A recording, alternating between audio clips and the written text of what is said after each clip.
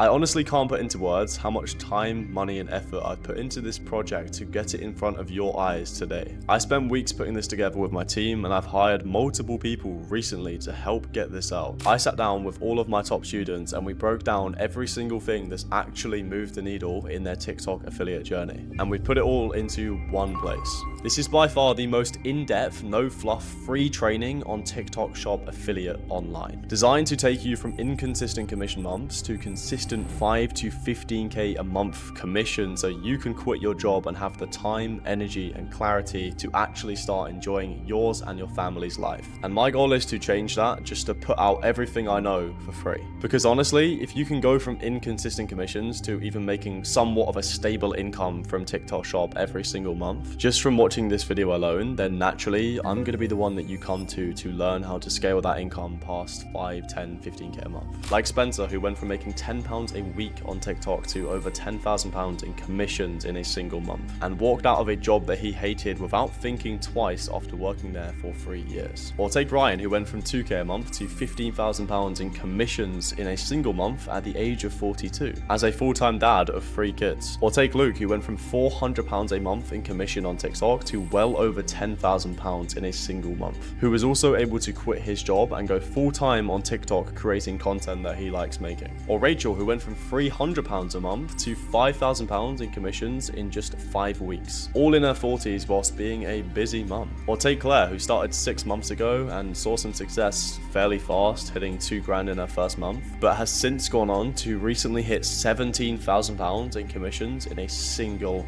month. That is almost what some people in the UK make in an entire year. And Matt, a full-time dad who was spending hours every single day hunting for clips just to make £4,000 in commission, who has since switched his content style to something much more enjoyable, which takes way less time, and has now been able to make upwards of £15,000 to £20,000 a month in commission whilst being one of the highest earning middle-aged men on TikTok. All of these students have achieved the results from TikTok Shop Affiliate because of the blueprint I am about to show you. I will be going over how to choose products that actually have viral and commission potential, the 4 variable system that turns TikTok Shop from guessing into something that is genuinely predictable, the same hook, different delivery framework that's made my students hundreds of thousands of pounds in commission, real filmed content reviews so you can see the feedback loop in action, how to read your analytics, how to scale once you find a winner, and how to build a realistic execution rhythm around a job, kids,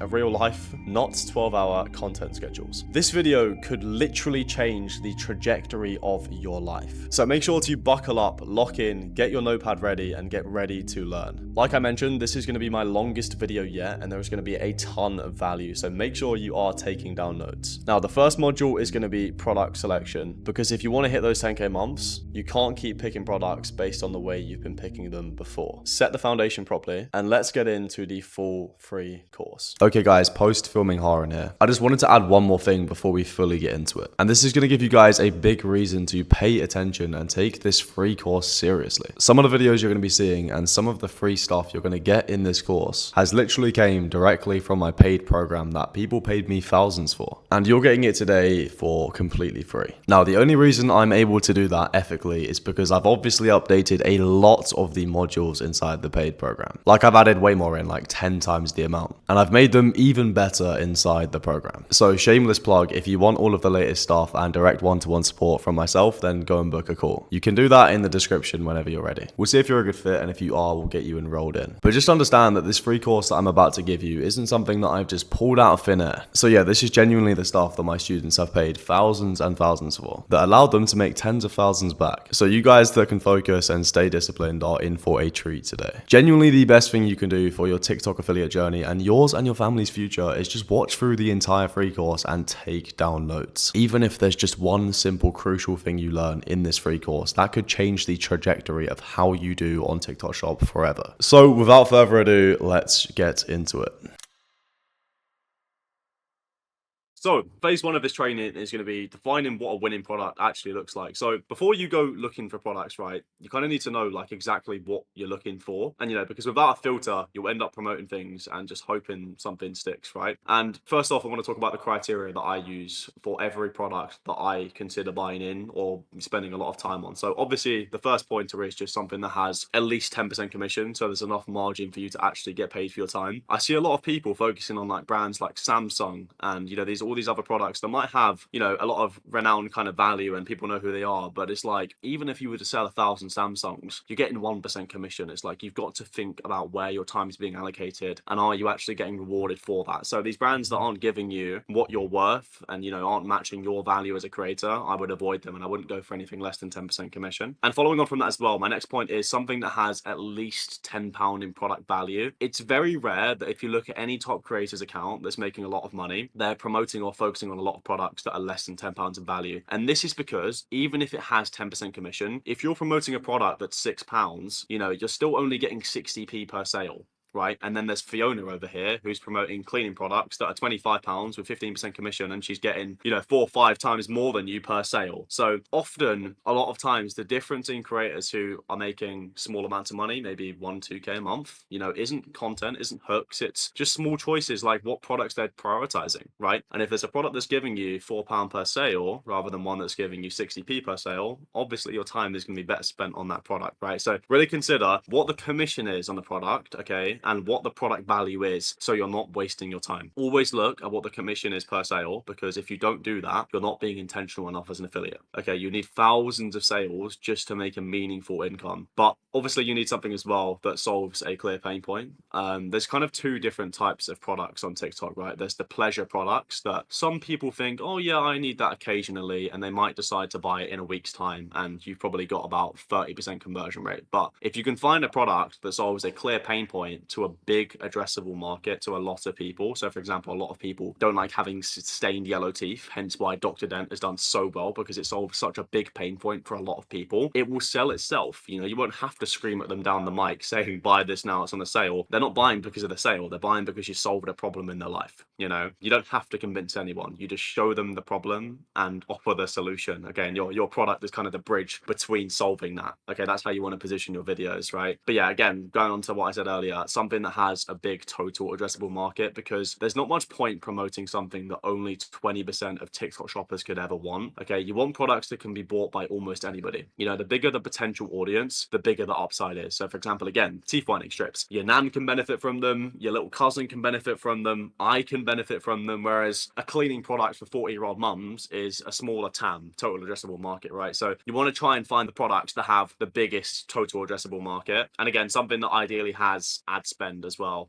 This is like a big thing that everyone's starting to prioritize now. This has been one of the biggest shifts we've seen in TikTok, because when your video goes viral and that brand is already pushing it with paid ads, your commissions compound and you make money for a lot longer. Whereas when you're relying on kind of only organic traffic, you spike for a few days, you make some 200, 300, £400 days, but then right after that you go right back down. And Isaac, who's in the call, Bally Best Buys, he's a prime example of this. If you look at his account, he does well every single month, and he has done for over a year, because he prioritizes brands that have spend, and he makes his videos intentionally so that he gets to spend behind them. And oftentimes that is what a lot of the big creators are doing. They're focusing their time on the brands that have ad spend that will give them a good return on their commissions, and they build that long-term relationship with them. In terms of products and stuff, that is like one of the most important things that I would always kind of reevaluate before I choose a product on. Like, look over that checklist, watch that back. It's super crucial to know. Yeah, so in terms of knowing which brands are spending money on ads, oftentimes it's a case of looking at the shop as well. Like, if the shop's got a lot of total sales, so if you click onto the product, you scroll down, you see the shop. If they've got lots and lots of sales, like I'm talking tens of thousands, then it would be very unlikely that brand isn't putting money into ads. You can also see on social one as well, which I'll get into later. It has like this little ad symbol next to the product, so you can see. But yeah, oftentimes it's brands that are renowned, your Sharks, your Ninjas, big brands that you will have heard of. They're going to be spending money on ads. But yeah, we'll get into that later on social one as well. But until then, let's continue. So that checklist right there, that alone will put you ahead of a lot of affiliates who are just picking products based on what looked amazing on their feed, okay, and what had a lot of sales. Like they'll be picking Nutrition Geeks because it's got 100,000 sold. But now you know what a winning product looks like. The question is, where do you find them before they blow up? Okay, so I want to talk a little bit about Social One, as mentioned at the start, and the answer is actual data, not guesswork, specifically a tool called social1.ai. So Social One lets you see real-time GMV trends, rising products, and the exact videos that are generating sales right now, this second. Okay, so instead of guessing, you're working with actual numbers that are, verified. So what you want to do is filter for, I would say, 4 things, which I'm going to show you as well. Viral content from the last sort of 3 to 7 days is what I find best. Fast rising products and videos. We want to be looking at the USA market as well for video ideas, which I'm going to show you as well in a moment. And yeah, we want to be clicking into products so you can see how many videos are posted and see all the relevant data before actually verifying if it's worth jumping on. So this combination kind of tells you what's catching fire right now, what's worth doing, and I'm going to show you how to do that in a moment before the wave has peaked. So there's still time to get in front of it before everyone else just saturates it, and before you know it, it's another dead product that you miss out on. But yeah, this tool is a non-negotiable if you're serious about this stuff. So I did want to just quickly screen share my Social One interface for you guys so we can have a look through kind of what it's saying. So I'm just going to change the screen share for you guys now and show you. Cool. So the first thing I want to talk about is the video section. So this is the one on the top left. This is the first section, and this is where we're going to be getting our inspiration for a lot of our videos. So obviously you can filter viral content from today, which is the most recent filter. You've got the last 3 days, last 7 days, last 30 days. So if you're looking for ideas, I would say look in the sort of range of the last 3 to 7 days. So we're going to go with the last 3, right? Keep it on trending. I wouldn't really mess about too much with these filters. You can play around with them, but for now we're just going to keep it on trending. And obviously if you want to filter for a specific product, so for example, if you're looking for videos only on teeth whitening strips, search Dr. Dent inside here and it will only show you those videos. But what we're going to do is, obviously, if the most basic kind of way to use Social One is just to scroll through the pages and see if there's any video ideas that are fairly recent within this time frame that we can sort of twist on, we can steal the hook on, we can get an idea from, just so that we're always sort of clear on like what's working right now, and we can always have ideas in the back of our mind. But a more advanced way to do this, so that you're not kind of competing with tens of thousands of other creators, because obviously everyone knows how to do this, is going to the US market, right? So what I really like to do, and this is really valuable for you guys, and I really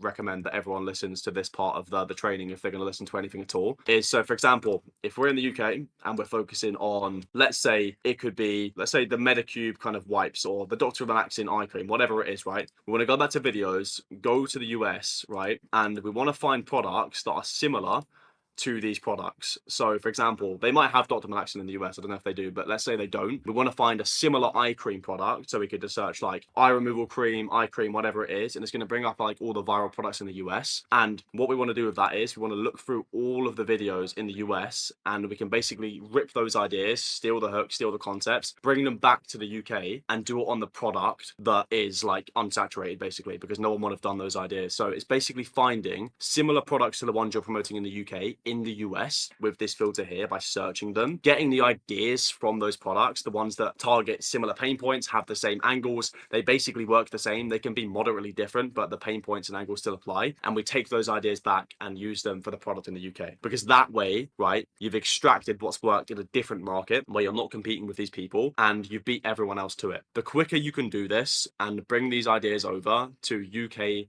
territory on products that are recently trending, the more money you will make.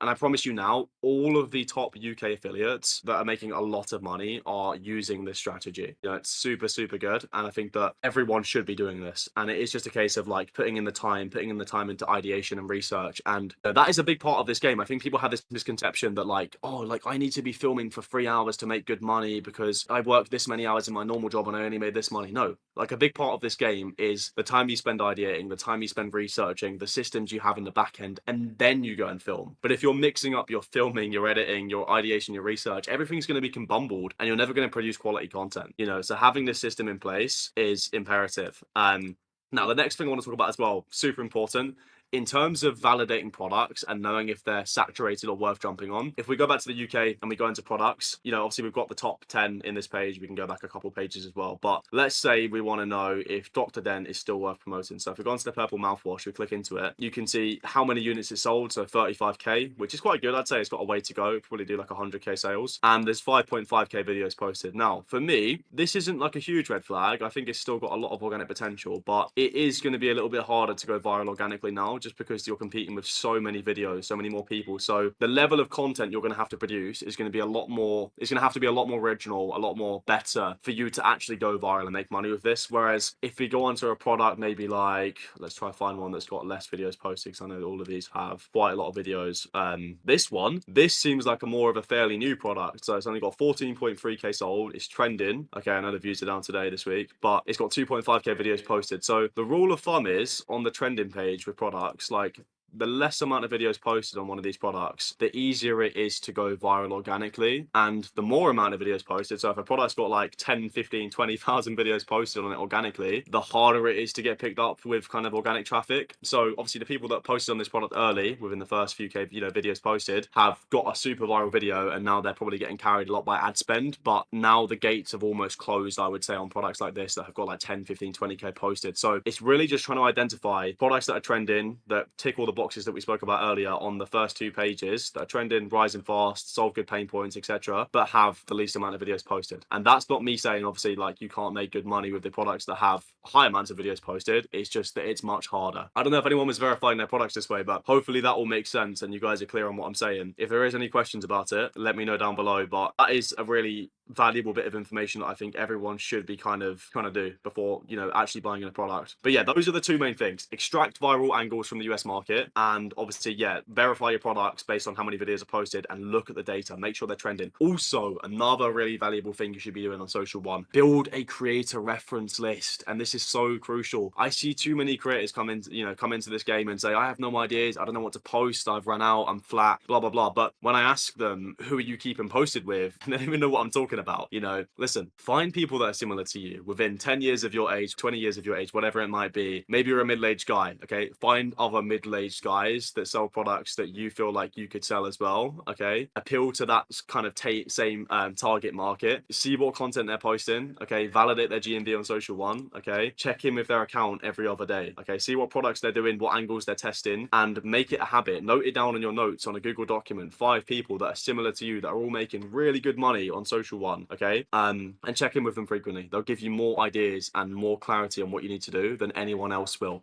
You can also optimize your For You page to give you these creators if you don't want to find them on Social One. If you only follow TikTok Shop creators, if you only interact with TikTok Shop content, if you only add products to your basket, your For You page is only going to show you TikTok Shop creators. So inevitably, after scrolling for about a week or 2, you will find tens, if not hundreds, of creators that are all doing well on TikTok Shop. And then if you want to validate that even further, you can just search their name inside here. So if you find Mike Steele's on TikTok Shop and you want to see how much he's making, it will tell you his GMV in the last 30 days here. So you can just search it up. And then you want to build this creator reference list of the people that are similar to you with the highest amount of GMV. If you do that, then you have a system and you have a content machine that you can always refer back to. Now, that is kind of the main features on Social One. There are some other things you can do. You can save stuff, you can transcribe videos, you can do all this amazing things. You can get like AI insights, you can get the scripts, etc., etc. But for the most part, that is the kind of high level features that Social One offers. And I believe their subscription is around £20 a month.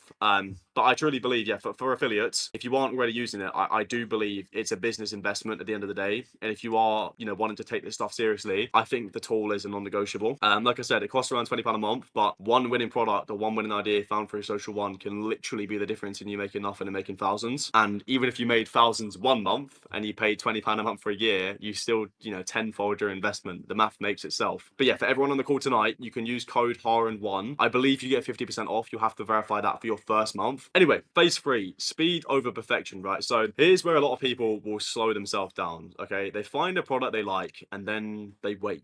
Okay, they wait for TikTok Shop samples 3 weeks, sometimes longer. And by the time it arrives, they filmed and posted, the window's gone. Okay, so here's what I want a lot of you to do instead that might be doing this mistake in this call tonight. Find a product on Social One with the system we used earlier and talked about earlier. Okay, screenshot that product. Okay, reverse image search it on Amazon. So if you've got the Amazon app on your phone, you can literally just upload the image that you've just screenshotted of the product, click the little icon in the top right, and it will search for that product so you can see if it's on Amazon. If it is, order it in for the same day or next day delivery, because the first 72 hours after a product starts trending are often the difference between a video that makes you $2,000 in a week and a video that gets 200 views and teaches you nothing. Okay, there's recently a guy who made, I think, over £1,000. I mean, actually, I think he's in here as well tonight. Made a lot of money on the ceiling fans purely because he posted a week before everyone else did, when it was hot, when it was trending, before everyone else jumped on it. But now everyone that's copying his videos is not making anything. They're not getting above 1,000 views, you know, and that is the difference in speed and timing. You have to predict waves and predict things and be the first to products. Okay, move fast, have conviction, and you'll get the results that you want. And you can't knock it until you try it. I think so many people hear this advice, but then they want to kind of be comfortable and safe and order their samples. They want to spend money and invest, but until you try doing this, you can't knock the system because it works. So, you've got a winning product, you found it using data, not guessing, and you've moved fast. You know it's already selling. Now you need people to actually buy it from you, okay? And this is where most affiliates just completely fall apart, because there's a belief floating around the TikTok shop space that goes something like this, right? If I just get enough views, the money will come, okay? I need to kill that belief right now. Okay, because 100,000 views and £100,000 in the bank are two very different things. Okay, I've seen affiliates pull 500,000 views in a video and make less than £50 in commissions. Meanwhile, I've seen affiliates with 100,000 views in a video bank over £200-300 in a single day. Okay, the difference isn't views. Okay, it's how the content was built and structured. Specifically, whether the viewer actually felt compelled to click the link. Okay, or whether they just scrolled past because there was nothing to actually grab them. And that's what the content conversion playbook will show you how to do. So, phase one is the hook. Okay, the hook is everything. Okay, if your first 1, 2, 3, 4, 5 seconds don't stop someone mid-scroll, nothing else in your video matters. They'll never see it. Okay, most affiliates get this completely wrong. They open with the product, they hold it up and say, look at this amazing thing I found, it's on a great deal sale, blah blah blah blah blah. Okay, and TikTok just scrolls right past them because there's nothing there to grab attention. Okay, what actually works is what I call the triple hook method. Okay, it's 3 elements working together at the same time in those first 2 seconds. Right, first of all, a text headline on screen that creates curiosity, something that makes the viewer think, wait, like what? I need to keep watching this video, right? Before they've even processed what they're actually watching. Not a description of the product, a question, a bold claim, something unexpected. Okay, so for example, like a lot of like good text hooks are, they don't give away the full picture. They don't give away a summary of the video. Like it doesn't say what happens in the middle or at the end so that the viewer feels qualified to scroll on. It's like, I did not expect this to happen, or there's no way she just said this, because then it's like, there's no way she said what, or you didn't expect what to happen. You have to, that forces the viewer to stay on the video because now they want to know what she said or what's going to happen. But if you tell them there's no way a knife dropped from the tree, now they know a knife dropped from the tree. And if they're not interested in a knife dropping from the tree, they can scroll on. Do you guys, do you understand what I'm saying? So with your text hooks, you need to be very intentional with not giving away a summary. Okay, cool. Second of all is a visual movement in the first frame. Might be your hand reaching for something, a before and after starting to reveal, you walking into shot, something physically happening, just some movement. I see too many people just starting the video in a still frame and it is so boring. Static images get scrolled past more than I've had hot dinners, right? Movement catches the eye before the brain even decides to pay attention. And a lot of times, if you watch through the 10 most viral videos on social one tonight, I guarantee every single one of them has started with a strong visual movement that's somewhat engaging, somewhat kind of like it's like eye candy. Okay, you want to watch it because you feel kind of like induced in this trance. It's like, it's so satisfying to watch it, especially these cleaning videos. You have to really prioritize your visuals, clean your camera, get a good softbox set up, make sure the lighting's good before you film. You know, half-fast visuals and quality, especially on faceless content, is not going to carry you through anymore. It just doesn't cut it. You really have to put time into it. You know, that's where your time's got to be spent these days. Visuals are probably the most important part of this entire framework. Okay, third of all, it's a relatable opening line. So usually, not always, the first words out of your mouth need to make the viewer feel like this video was made for them. Something like, you know, I've been dealing with X issue for years and I finally found something that actually works, because then that grabs people that have that pain and it makes them think, oh, I've had that issue too. Now I can relate to this person. What are they going to say? Okay. When those 3 things land together, the text, the movement, and the opening line, you've pretty much got them hooked. Okay, they're going to watch your video. And that's usually the difference between a video that gets 200 views and 200,000 views. And I just want to go back to this as well and say that videos and content that tries to appeal to everybody from the hook usually appeals to nobody. So you do have to solve some sort of niche problem in the video and have a unique solution, you know, for people to actually, you know, be able to justify the sale at the end. So just make sure that you're very intentional with these 3 things. But that is the difference in people that get low views and hundreds of thousands of views. So they stop scrolling, they're watching. Now you need to keep them, because there's no point keeping people for 5 seconds and then losing them. Okay, this is where most affiliate content falls apart without the creator ever even realizing it, because what most people do is hook someone in and then just describe the product. Okay, it's got this feature, does this thing, here's what it looks like, here's the color, here's the ingredients, here's what it's got inside of it. Okay, stop. Okay, the viewer's brain checks out halfway through because there's no reason to keep watching. They could skip 10 seconds ahead and miss nothing. Okay, the fix is simple, but it changes everything. Every single line in your video needs to, essentially sell the next line. Think of it like a chain. This is what I like to imagine, where this really helps me. Each sentence should either open a new question in the viewer's mind or deepen the one that's already there. Okay, I was so skeptical when I first ordered this. Now they want to know why. But then I tried it for the first time and I actually couldn't believe what happened. Now they need to see what happened. Look at the difference after just one use. Now they're watching the reveal, okay? Every line just pulls them forward, and there's no dead air where their thumb gets twitchy and they scroll away. Obviously, your visuals need to match this. They need to be on point as well. But if you can do this, this is the fundamentals of content and keeping people retained on the platform. And it is quite tricky. It is quite in-depth. But if you understand this, you've got people on your videos, you're going to go viral, And you don't need to be a storyteller to do this, right? You just need to stop listing features and start creating a sequence that makes people think, I need to see what happens next. Okay, that's it. That's the entire secret to retention, okay? Now, here's the part that should be the easiest, but trips up more affiliates than almost anything else. It's just the call to action, okay? Actually selling the product, right? Most people either just forget it entirely and they just end the video and hope people figure it out, or they go way too hard. Link in bio, go buy this now, click the yellow basket, don't miss out, okay, all this stuff. It feels desperate and it breaks the trust you just spent 30 seconds building. When your hook and storyline are working properly and you've solved problems, the call to action practically writes itself, okay? It should feel like the most natural thing in the world. Something like, if you want to try it for yourself, I'll leave the link right here, okay? Or, pretty sure stock's low, but if they're still in stock when I post this, I'll link it down below. Okay, something casual, confident and casual, right? Like you're recommending something to a friend, not pitching them an infomercial, because that's exactly what you are when this is done right. You're someone they trust, someone they see that's worth buying off, okay? No begging, no shouting, just a nudge from someone who's already sold them through the story. You've already solved their problems. They were sold way beyond the point where you told them where to get it from. Okay, and that's the mistake most people make. Most people assume the conversions come from what you say at the end.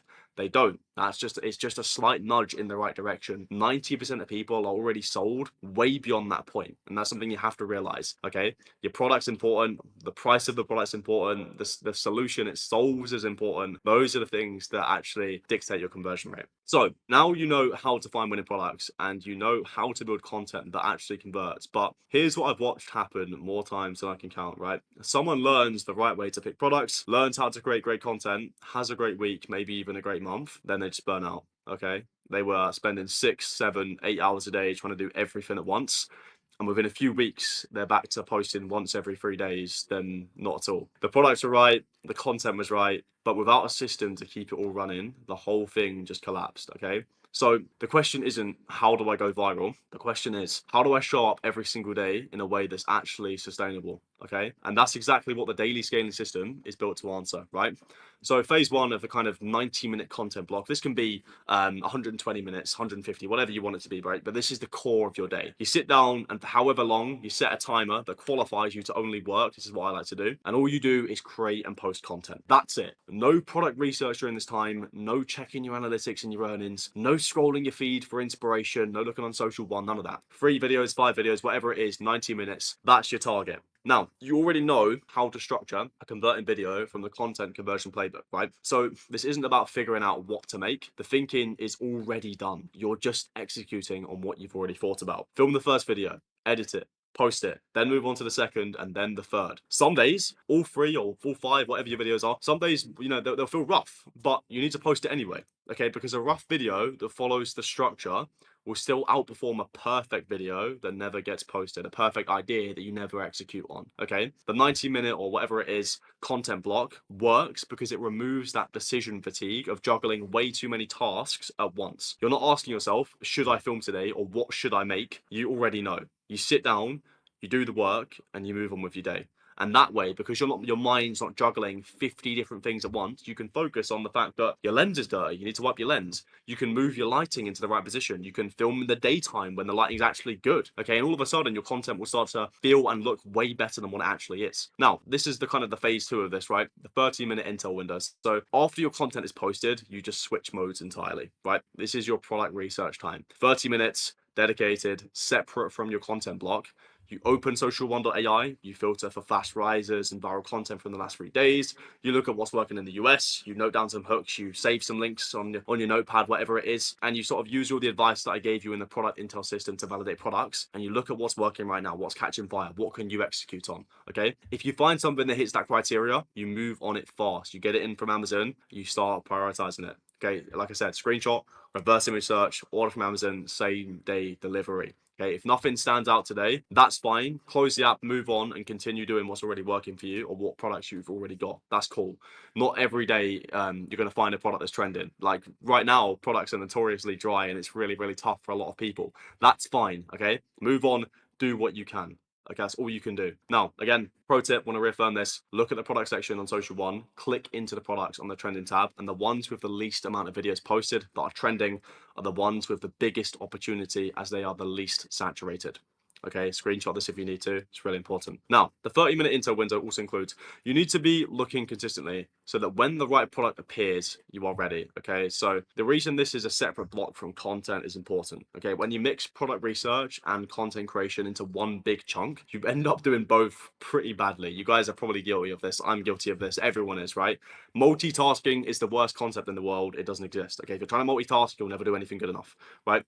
You'll start researching the product halfway through filming, you'll lose your momentum, and suddenly 2 hours have passed and you've posted half a video. Okay, keep them separate. Content first, intel second, and repeat. This is the part most affiliates skip entirely, and it's the part that compounds everything else over time. At the end of your day, or first thing next morning, you spend 15-20 minutes looking at what actually happened. Which videos got traction yesterday? Which ones had the best watch times? Which ones didn't? Okay, what was different about the ones that worked? Was it a visual hook? Was it the product? Okay, was it the timing? What was it? You're not just posting and hoping, you're posting, reviewing, and adjusting. And this is the part everybody seems to miss. You know, they just post like it's a chore on the to-do list. It's not a chore. You get the opportunity to make content, okay? But equally, you should want to improve every single time that you're posting, okay? Because otherwise, you're not treating it like a business. And I think people have this association that because TikTok's a kid's app and it's funny and it's like scrolly, that it's not a business that can make you the sort of money that everyone's showing you online. But it can, but only if you treat it like one. If you treat it like a side hustle, if you treat it like a, you know, like a kind of a joke, then the results will reflect that. But you should be you should be posting, you should be reviewing, and you should be adjusting accordingly every single day. You're getting slightly better because you're paying attention to what the data is actually telling you. You're being honest with yourself. You're finding the mistakes and you're adjusting on that. Okay. This is how affiliates go from I have no idea why that video worked to I know exactly why that video worked and I can do it again tomorrow. 15 minutes, 20 minutes, that's all. Set a timer, you know, get through it, get it done, and then that's it. You can go relax, watch Netflix, or do whatever you do. Okay. But those 15 minutes compounded over weeks and months are the difference between affiliates who plateau at 1K and affiliates who push through to 5, 10, and beyond. Okay. And again, the earning opportunity of TikTok Shop is only getting better. We're still very early days in terms of how much people can make. So, you know, in a year's time, people could be making 50, 60K a month. Who knows? Okay, now, phase 4 is kind of what I like to call the weekly prep session. Everything I've just shown you is kind of your daily rhythm. But once a week, I want you to carve out an extra 30 to 45 minutes to plan the week ahead. Okay, this is where you sit down Sunday evening, Monday morning, whenever works for you, and map out what you're going to film that week. Okay, which products are you going to, you know, focus on? You know, which ones are you really going to prioritize? What hooks are you going to test? What different things you're going to try? What things are going to allow you to step out of your comfort zone? And what angles worked last week that you can run again with a twist throughout the first start of this week, you know? Because here's kind of what happens without this. You wake up on a Tuesday, sit down for your 90-minute content block, and the first 20 minutes disappear just figuring out what to film, okay? You're scrolling for ideas, second guessing your product choice, and by the time you actually start recording, you've already burned half your energy on decisions that should have been made days ago. Okay, so with this weekly prep session, I mean, my ideal kind of time for doing this is like I would do this every kind of, you know, every other day. It doesn't take that long to do. It will take you about 20 minutes to plan, but if you only have time to do it once a week, that's fine. But again, when you batch your time, when you batch shit down and you plan properly, plan effectively, you're planning into one weekly session. The daily blocks become pure execution, so you actually get stuff done. You wake up, you already know what you're filming, you already have your hooks written down, you already know which products you're pushing.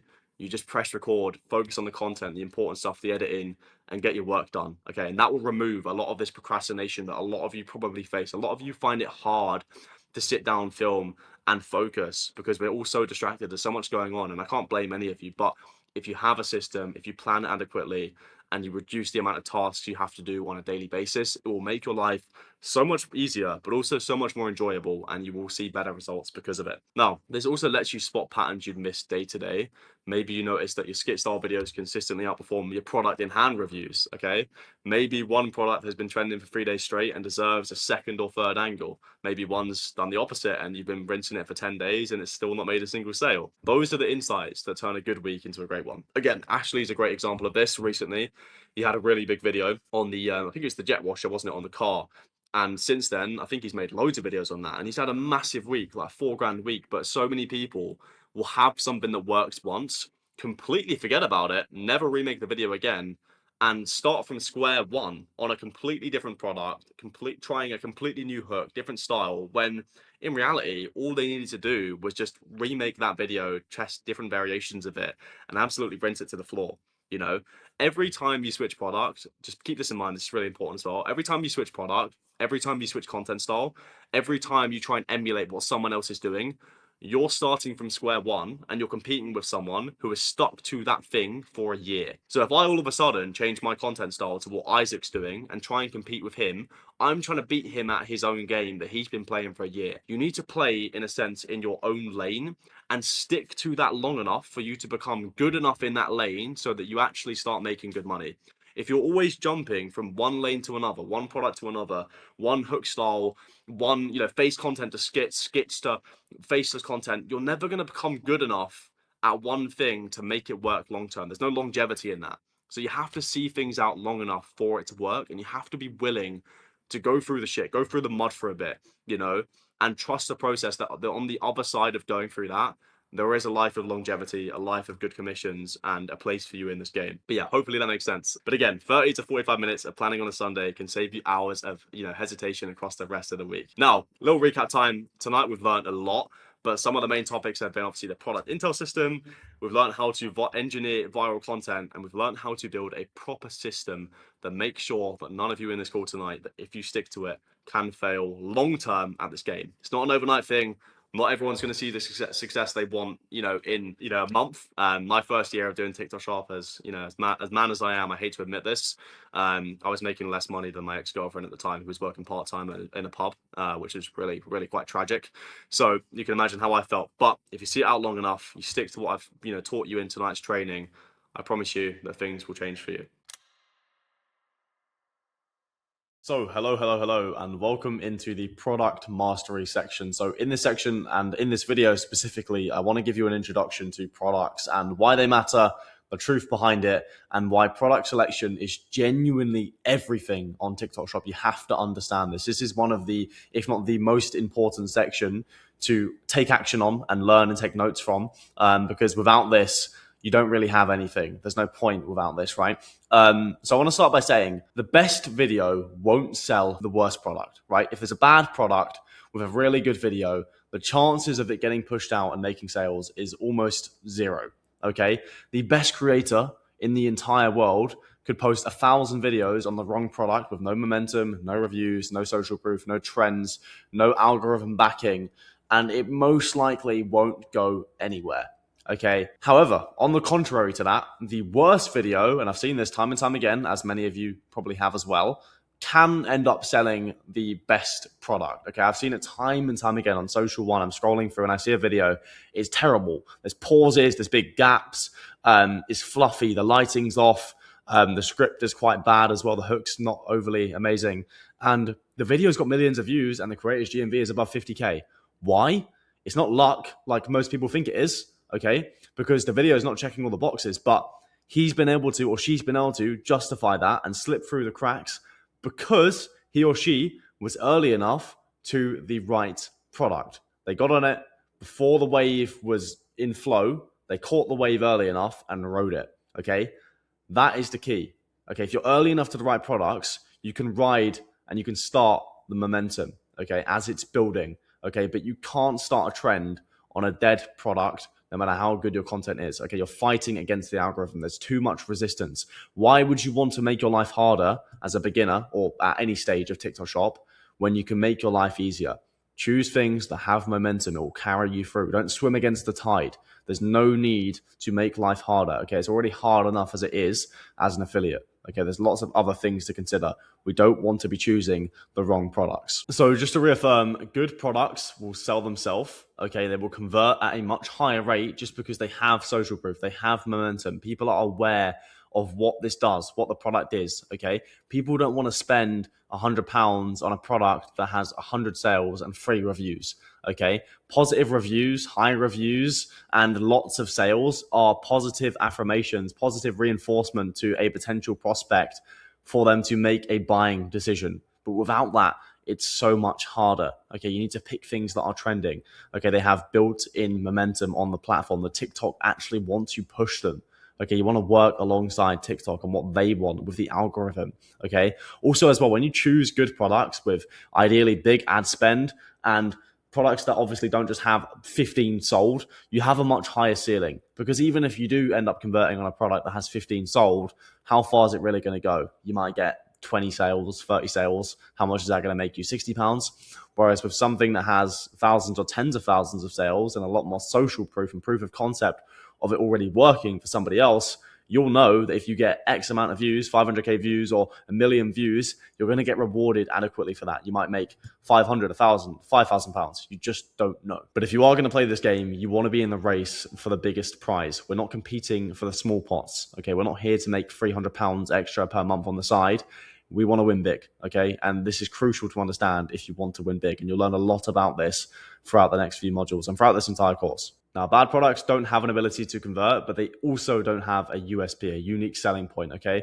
If a product is accessible from every store in the entire UK and Amazon, and it's something that's very well renowned, why would someone feel compelled to buy it from TikTok? Okay, it needs to be something that's to some degree or, whatnot, unique to the platform, unique to TikTok. It's not been seen before. It does something that similar products in the same kind of category don't do. Okay, it's got an outlying metric, right, that makes you want to buy this one as opposed to all the other ones.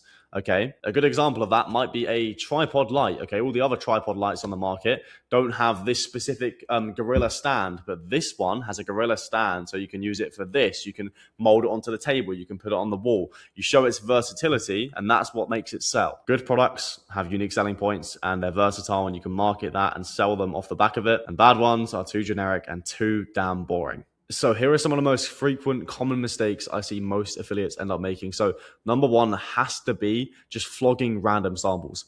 When your attention is spread so thin, promoting this sample, fulfilling for this person, fulfilling for this brand, catching up on 5 late fulfillments, right? You never get the time to work on your creativity, work on your creative clarity, your ideas, and post with intention on good products that have a high ceiling. You're stuck down here promoting for 30 different brands that the ceiling length is only here. When if you just focused on 2 or 3 good products that have a ceiling all the way up here and made 1 good video a month, 1 viral video, 2 viral videos, and rinsed it when it worked, you'd make literally thousands, if not tens of thousands of pounds more every single month. Don't fall into sample hell. Okay, it's a trap that most affiliates, when they start out, get stuck into because it's glory, right? They love it. They get sent free stuff from brands. It looks great, but trust me, it costs you a lot more in opportunity than it does by buying in the right products from Amazon next day and focusing and working on the content. Okay, it's so easy to fall into this trap. Don't do it. The next mistake I see is affiliates choosing oversaturated products and old products. Okay, if a graph from a product on Calo data is very consistent and steady, it's likely the only reason that product is doing well now is because the brand has a lot of money and is spending loads of money on ads, and all the sales that are consistent are coming from ads, which means that if you're posting organic content, which we are, it's likely not going to get picked up. Okay, it's super oversaturated. There's millions of videos on the platform for that specific product. So if it's an old product with 50 to hundreds of thousands of sales, be wary because it could be under this kind of criteria. Okay, be careful. It could be an old product. Avoid supplements as well. That's one way that you can kind of avoid this. Most of these supplements are kind of like that's kind of how the brands are sustaining income, is they're just running ads on old videos, and there's nothing coming from organic whatsoever. So don't fall for that either. And remember as well, the more saturated a product is, like, you're competing with more traffic and it's harder, there's more resistance to go viral. So that's why it's crucial that we can try and join and start trends or hop on trends early enough so that we're not kind of last to the pie. We don't just get the cherry on top. Another mistake I see is when a product starts working for a specific creator, they make good money on it, they automatically assume, okay, now I've been posting this for a week, even though it's making me good money, it's time to move on. Let me just allocate 30% of my time to a new product that's making me nothing.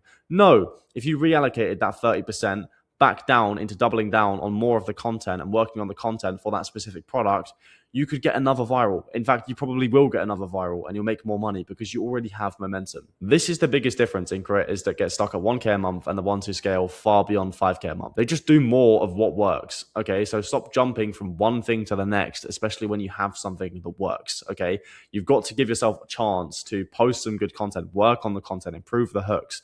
Okay, because the reason you're probably not getting views right now is not because of the product, it's probably because of your content, if you're choosing the right products. Okay, if not, then obviously not, no. So by the end of this category, by the end of product mastery, first and foremost, you're going to have a lot of notes, as we discussed, but you're also going to understand how to identify viral products, what software tools are worth using, and exactly how to use them to their best ability. You're going to understand good product indicators, so good signs of trending products, that green flags essentially. I'm also going to show you some red flags as well on the opposing side to that. You're going to understand what high ceiling product criteria looks like. Okay, so the ones that can actually make you those big months, if that's what you're chasing. And you're going to understand how to hop on trends before it's too late. Okay, so everything you need to know about products is going to be covered within this category. So make sure you work your way through it, you go slow, you take down notes, and on the other side of it is everything you need to know. So if we just go over to products on the left, as you can see, we have a few different filters. So as you can see up the top here, we have top viral products from today, from the last 3 days, from the last 7 days, and from the last 30 days. Okay, so for the time being, we'll look at the top trending products from today. So as you can see, Dr. Dent is still number one with 3 million views on this product, which is just, genuinely insane. So if you were to choose any of these top 4 products, you've automatically got an edge over pretty much the entire market because they're sat there promoting 50 different samples and all these other rubbish products because they don't even want to invest £20 a month, I think it is, for Social One.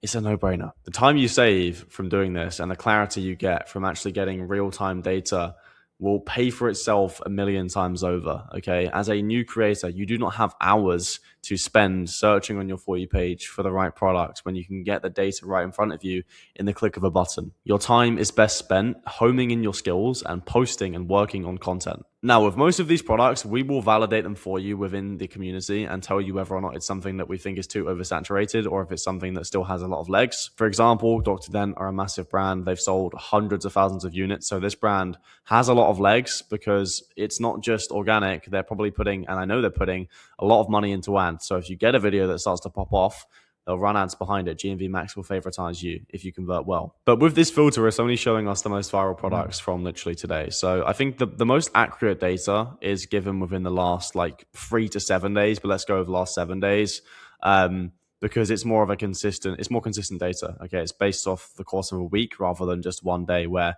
one of these products could have had a fluke day, right? So this is what you want to be looking at. I know this is a good product for faceless accounts. Obviously, Dent is still number 2. Medicube, this is huge.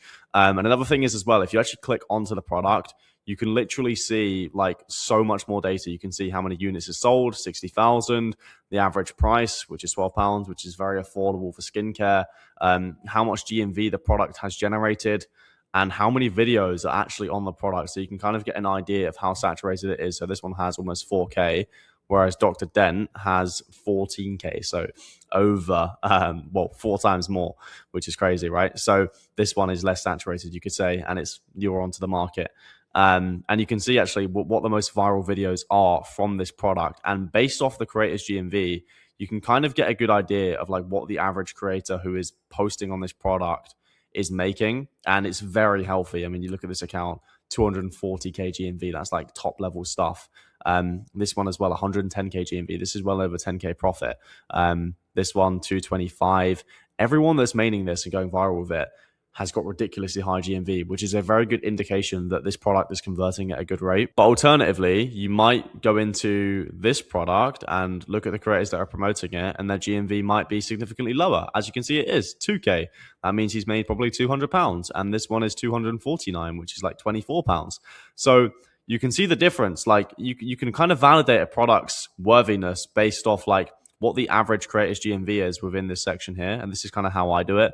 So this, for example, even though it's trending, it's got a lot of views, doesn't necessarily mean it's worth doing. I wouldn't touch this with a 10-foot pole. You can filter by stores, which I wouldn't recommend really looking at. It's not too helpful. But filtering by category is definitely helpful, especially if you're a creator that does predominantly well in a specific category. So you might be a woman who does really well in, let's say, beauty and personal care. So if we go into this category, you can see all the beauty and personal care products are trending, which means you can prioritize the ones that are going to give you or have the highest ceiling. So for example, Dr. Malaxin, again, click into here. You can go through, you can validate it for yourself. You can find the creators with the highest GMV, the most viral videos.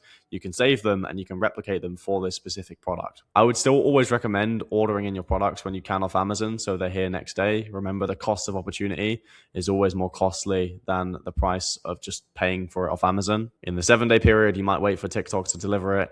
You could be losing out on thousands, okay? And you don't want to take that bet. So get these products in fast once you validate them. Just remember as well, if you want to find a TikTok product on Amazon, go onto the Amazon app on your phone, click the little like camera emoji, then literally just upload the product and it will search for similar ones and see if it's actually on Amazon. As you can see, for me, it actually is on Amazon, the same one. Just make sure it's the exact same product because obviously you don't want to be promoting something that is not coherent with the listing on TikTok. But I would say probably 80% of the time, most of the products on TikTok will be on Amazon as well, and they'll just be slightly more expensive, but that delivery speed is crucial. But yeah, Social One also has a creators feature, which basically allows you to see every creator's GMV. It will show you the top 30, kind of what they're earning, so you can get an idea of like what the ceiling really is. Camilla's on almost 400K, which is insane. She's number one right now, but you could literally search for anyone you know. So if there's a specific creator who you've been watching, maybe they make similar content to you, they're a similar age range to you or gender to you, and they promote similar products to you. Maybe you want to see kind of how much they're earning to see if it's worth replicating what they do. So you just search in their name and it will tell you their GMV. So let's just do RS_Dar, which is Coach Matt, obviously. So yeah, as you can see, Matt's GMV is super healthy, really, really good. So for me, that would be a good indication that his content is worth copying, or at least worth taking inspiration from. But again, man, Social One is like a no-brainer. Like if you want to get to your first 5-10K month, like this software is going to help speed up that process so much. So whenever you're ready to get started with Social One, fortunately for you, I have got a code that will give you 50% off your first month to see if you actually like it, see how you get on, and hopefully make you a significant return on your investment, even though it's super cheap. It's code HARAN1 and check out. Just give me a message if for whatever reason it doesn't work, and I can send you a direct referral link. And yeah, in future videos, I'll be talking about ways we can utilize Social One even more in regards to videos and stealing concepts from other markets and other regions. So before we jump into strategy and talk about all the exciting stuff that you're here for, we need to address something a little bit more important. Because the truth is, 90% of people, if not more, don't fail at TikTok Shop because a lack of information. They fail because of what they believe. Because what you believe leads to actions, and actions lead to results. And if we don't break and address these beliefs now, you'll sabotage your future self. So I think the first limiting belief to go over is, I'm not good on camera, or I'm not made for this. And listen, you're not bad on camera, you're just inexperienced. There's a massive difference, and nobody is born perfect, okay? You don't have to be perfect to start, but you do have to start to be perfect. Your first 100 videos might feel awkward. You're going to feel out of place because confidence isn't just a switch that you can just turn on. It comes through repetition and practice and homing in on the skills that you're building. Skill comes after volume. You don't wait to become confident. You become confident by doing the thing. And trust me, after enough time, it will feel way more natural. Now, this next one is arguably the biggest belief that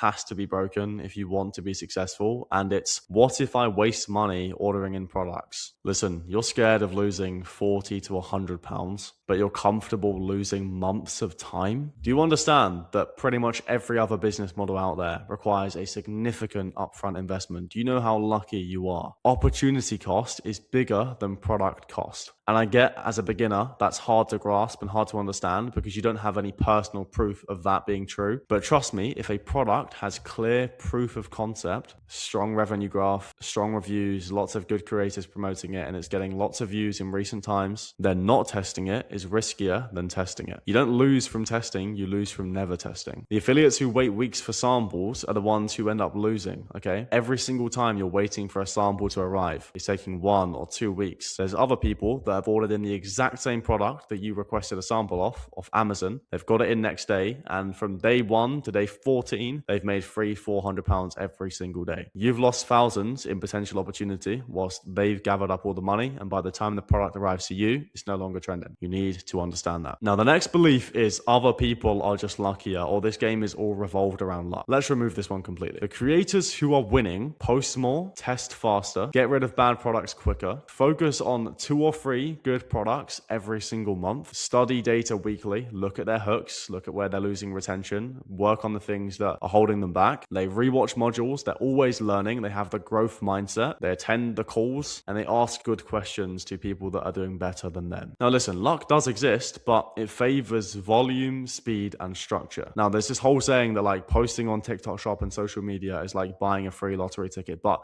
in order for it to be a qualifying ticket, you still must tick all the boxes. Your content must be good. Product must have momentum. You don't just get a free ticket without actually homing in and improving the skill. The better you become, the luckier the ticket gets. And if you increase attempts with a lucky ticket, you're going to get there eventually. Now, the next one is maybe this just isn't for me. Everyone else around me scaling faster is making more than I am, and I'm still seeing no success despite the fact I'm posting consistently. Listen, consistently doing the same thing consistently leads to the same outcome. So stop focusing on consistently doing the same thing and instead start focusing on consistently improving to the point where you deserve a different outcome. When a few videos flop, when the products don't work, when sales drop off, you'll start thinking to yourself, maybe this just isn't for me. But the only difference in the creator who makes £500 a month and the creator who makes over £10,000 a month is they've just been in the game longer. They've stayed in longer, stayed in the water and just swam. Because TikTok Shop rewards persistence with skill. And most people will quit and give up right before the learning curve turns. Now, the last, but definitely not least, limiting belief that is holding you back with your success on TikTok Shop is your ego. If you think you know it all, if you think you're too good, if you disagree with the coach's advice, if you argue back and forth with someone who's clearly doing better than you are, then you're letting your ego get in your way. You're lowering and capping your own ceiling. I'm telling you right now, the most successful students within this program that I've seen and bred always share one familiar trait, and it's their adherence to improving and taking on board feedback. The ones who are bubbly, the ones who are energetic, the ones who respond well, who go off and action the steps, they do amazing. The negative people who don't like feedback, who can't take constructive criticism, never go anywhere. I'm yet to see a student who takes feedback on well, stays consistent, and takes action fail. It is literally,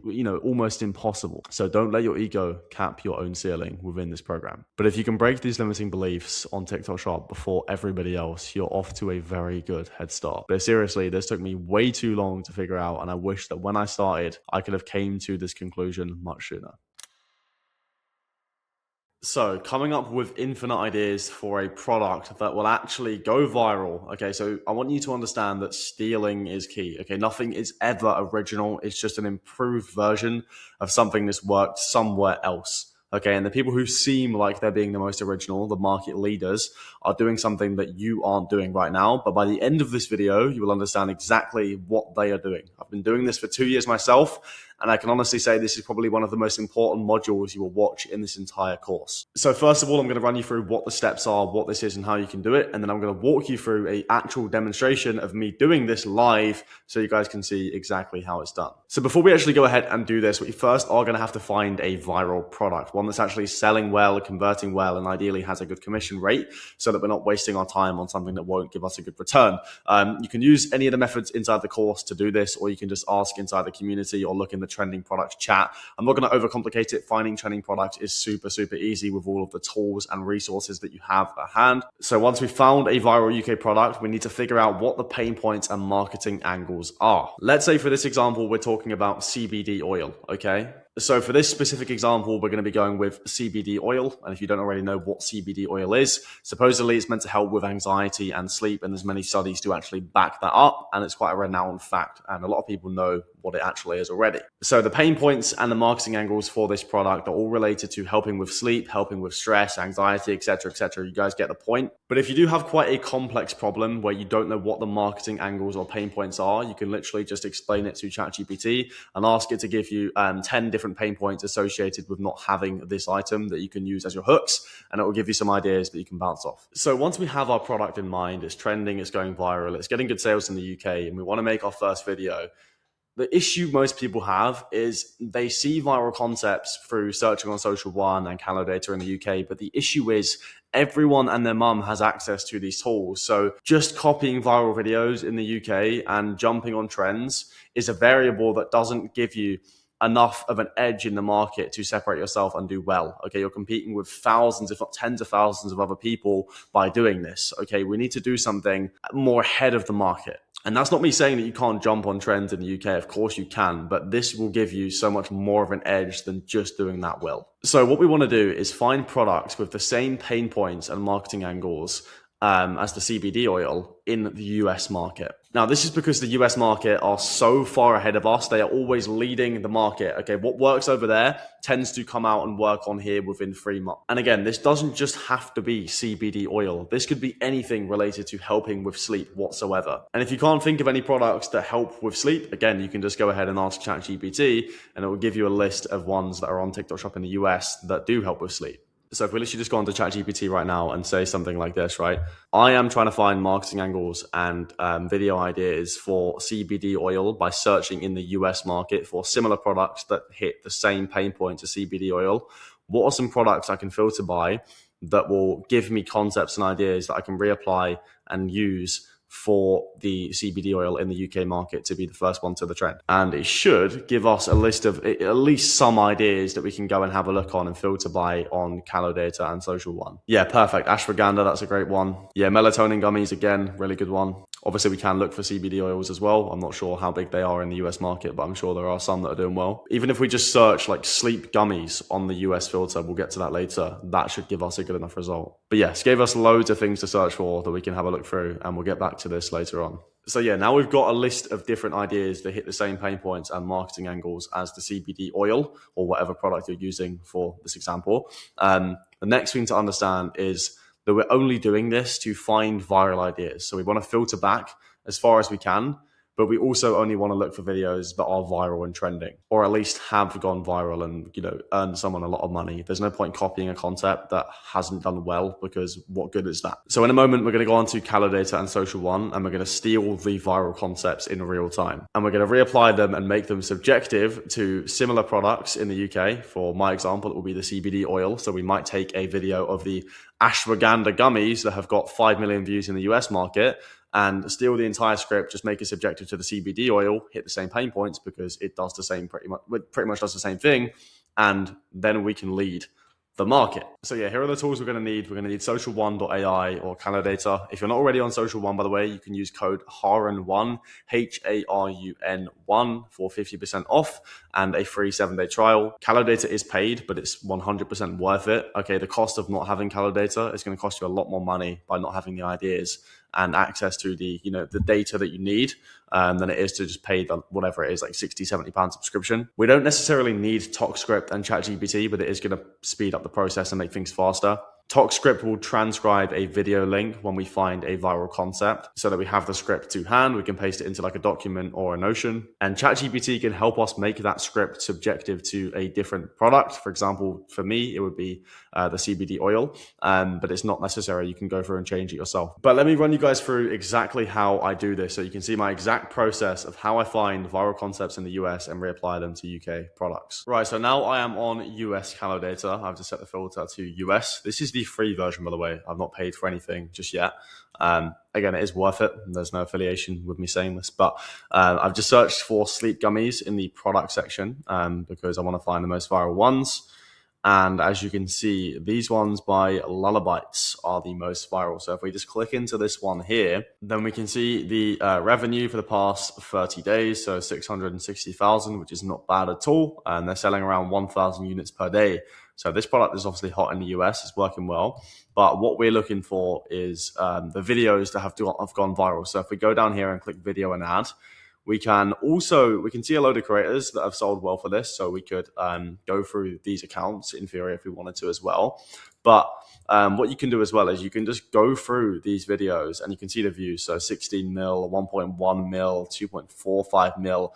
I would suggest going through pretty much every one of these, just clicking into them, saving them on an account, or saving them into a document, however you prefer to do things, saving them and seeing which ones you think could be best reapplied to the product that you're promoting. So for example, like these are all sleep gummies, right? So if I'm promoting the CBD oil, a lot of these angles will be easy to recreate with the CBD oil because it's all very similar, similar angles, similar pain points, right? I can kind of do the same thing. There might be a few specific things that I have to change, a few small details, but aside from that, it's all fairly simple. So yeah, I would suggest going through as many pages as you can and finding videos that have like loads of views and have converted well. Because yeah, as you can see, this video alone did £66,000 in revenue, which is insane. So yeah, as you can see, this video is a couple months old, almost 500,000 likes, again, 60 million views, converted very, very well. Again, this doesn't matter how old the video is because we're only looking for video ideas that have worked, proof of concept that we can reapply onto a new trending product in a completely different market where no one's done it, so we can lead the market. Okay, so this video, I'm going to show you guys now quickly. 1 hour before the gummy. Really good hook as well, like opens a curiosity loop because people want to see what happens after the gummy. Just watching a movie. They're already sleeping. It's been about 35 Looks visibly tired as well. His parents are both sleeping. minutes since we ate those. I gotta get into bed. I dare you to try and fight these off. It's not happening. You know they're legit when there's a warning label that says you can't drive or operate machinery after eating these. My favorite part is that there's no melatonin. I like the part how he said, I dare you to try these as well, that kind of thing. It's like it almost makes you want to do it for you to go like, oh, I can beat this, you know? Melatonin in them, so you're not gonna have any bad nightmares and you're not gonna wake up feeling all groggy and crappy in the morning. The main ingredient in these gummies is magnesium glycinate, So this is a perfect example of if you're promoting CBD oil or CBD gummies or any product in the UK that's related to sleep, this is what you should be ripping. You should be recreating this to a T. The only thing you would have to change is instead of like, for example, if we go back a little bit, where could we go to? A warning label that says you can't drive or operate machinery after eating these. My favorite part is that there's no melatonin in them, so you're not gonna have any bad nightmares and you're not gonna wake up feeling... Yeah, like this part you might change to like whatever ingredient is in your specific supplement or whatever you're promoting, right? Like it's all subjective, but the main part, the hard part, the hook is what you steal. All groggy and crappy in the morning. The main ingredient in these gummies is magnesium glycinate, so it's going to give you that good restless sleep and calm you down and relax you. But the only bad thing about these is that they've been selling out like crazy since they're on a huge flash sale. So if you guys want some, I'll leave a link.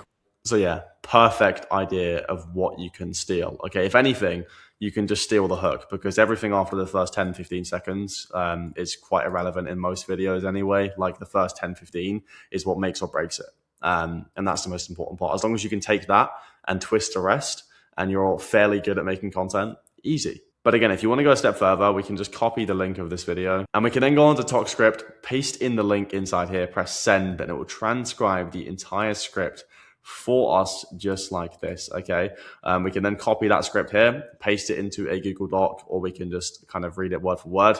If you want, you can change certain things, add certain words, improve certain bits, delete certain words, delete certain sentences. But here you have it. This is what top creators do. This is what the top 1% are doing. Nothing is original. Everything is stolen to some degree. The people that are stealing are just stealing smarter than you could ever imagine. So now when you go to actually film your video based off the concept that you found, I would always recommend having the video pulled up on like a second phone or device so you can watch it side by side when you film, just so you can emulate like their visuals, their lighting, their reaction, their tonality, their framing, all of these things that don't need to be changed. And if you do change them, might affect your video's engagement. So that's another thing that I always do as a creator. Now, I'm also going to show you how you can use ChatGPT once you have the script copied as well. Now, if you are going to use this a lot, before we do this, I recommend starting a project in ChatGPT and calling it like TikTok Shop US Spin-ins or like TikTok Shop US concepts turned UK, whatever, right? Just something you're going to memorize, because that way it will get to know what you want kind of better. But we want to paste the script from TalkScript inside here. And we're just going to go to ChatGPT and basically say, I want you to keep the concept of this script the exact same, but I want you to make it subjective to CBD oil. So that's all I'm going to say. But to be honest with you, the more specific you are, the more details you give it about your product, what's inside it. You can even send a picture of the ingredients list on the back. The better it will be able to sort of structure it and twist it to that product. But again, this is just for an example, so I'm not going to do that. So if you just send it in here, it will then basically change it and make it subjective to the oil. So yeah, this is what you need to do, guys. This is like the most source I could give you on finding ideas and scripting videos, whatever. This is the cheat code. This is the secret that nobody else is telling you. But here you have it. This is the script. Like it really is the gold mine. Now, just because I love you guys and twice for good luck, I'm going to show you some more examples. So if we go to the UK market again, because you want to look for some trending products. Obviously, teeth whitening strips are trending. I know these are selling in the US as well, the exact same brand, which is perfect for finding ideas. So Dr. Dent, there are loads of Dr. Malaxian products that are also selling well in the US, which is nice as well. So yeah, Halara stuff as well, obviously, which is great. That's nice. I'm not sure how well they sell in the US, to be fair. Let's have a look on the second page, what we got. Yeah, nothing great on here, to be fair. So let's use the Dr. Dent teeth strips as a good example, because I know a lot of people have been doing this. So again, the reason I don't really like Social One for finding inspiration as opposed to Calidata is because you can only filter back 30 days. Like it is fairly good. Like we can go last 30 days, US, and we can go Dr. Dent, and it will give us like some stuff. But it's never going to be as good. Like, and for some reason as well, when you search on the products, they just don't always like come up and show. Here we go, 48K sold. Let's see if it brings up anything. Yeah, you get some good ideas, to be fair. This guy's GMV is ridiculous. Oh my goodness. That means he's made almost 50K profit this month. The US is crazy. The market out there is nuts. But yeah, this is actually a really good example, to be fair. We got quite lucky here. So here's a bunch of videos for the Dr. Dent teeth strips that, by the way, are the second bestseller right now in the UK market that are being done in the US. And there are, to be fair, a few of my students who are already doing this. They're taking the concepts from the US and reapplying them to the UK. And this is exactly what you should be doing. Okay, filtering to the US, looking through these videos, looking through this guy's videos, keeping posted with his most recent ones, ripping this exact concept, doing it in the UK market and being the first person to do it. And boom, you go viral and you make a lot of money. This game is so easy when you play your cards right. There's so many videos on here for the whitening strips for you to copy that there is absolutely no excuse for you not to be doing it. There is literally pages full of different concepts and ideas that are done by creators with extremely high GMV and extremely high views. But yeah, man, that is literally just one example. Like you can go through any of the UK products and see if they're in the US market or see if there's similar ones in the UK market. Sorry, in the US market. And you can alternatively go on to Calidata as well, similar to what I did, and extend your search because there's definitely a lot more data on there as well. Oh, and for you ladies out there as well, I have actually just found a bunch of videos in the US that are doing super well with Halara leggings. I didn't realize, but they are really big out there. Here's a bunch of creators, but here's some of the videos as well. If I move my camera here. Do you also have a frog butt? Something like that. I get the very popular These ones are good as well, where you reply to a comment. But I have Comment to replies tell you always work really well. Take But it as a warning, okay? another one. Another one as well. They've all got strong visual hooks. That's all it is, really. Again, this one here, if you've got excess fat, you can use that to your advantage.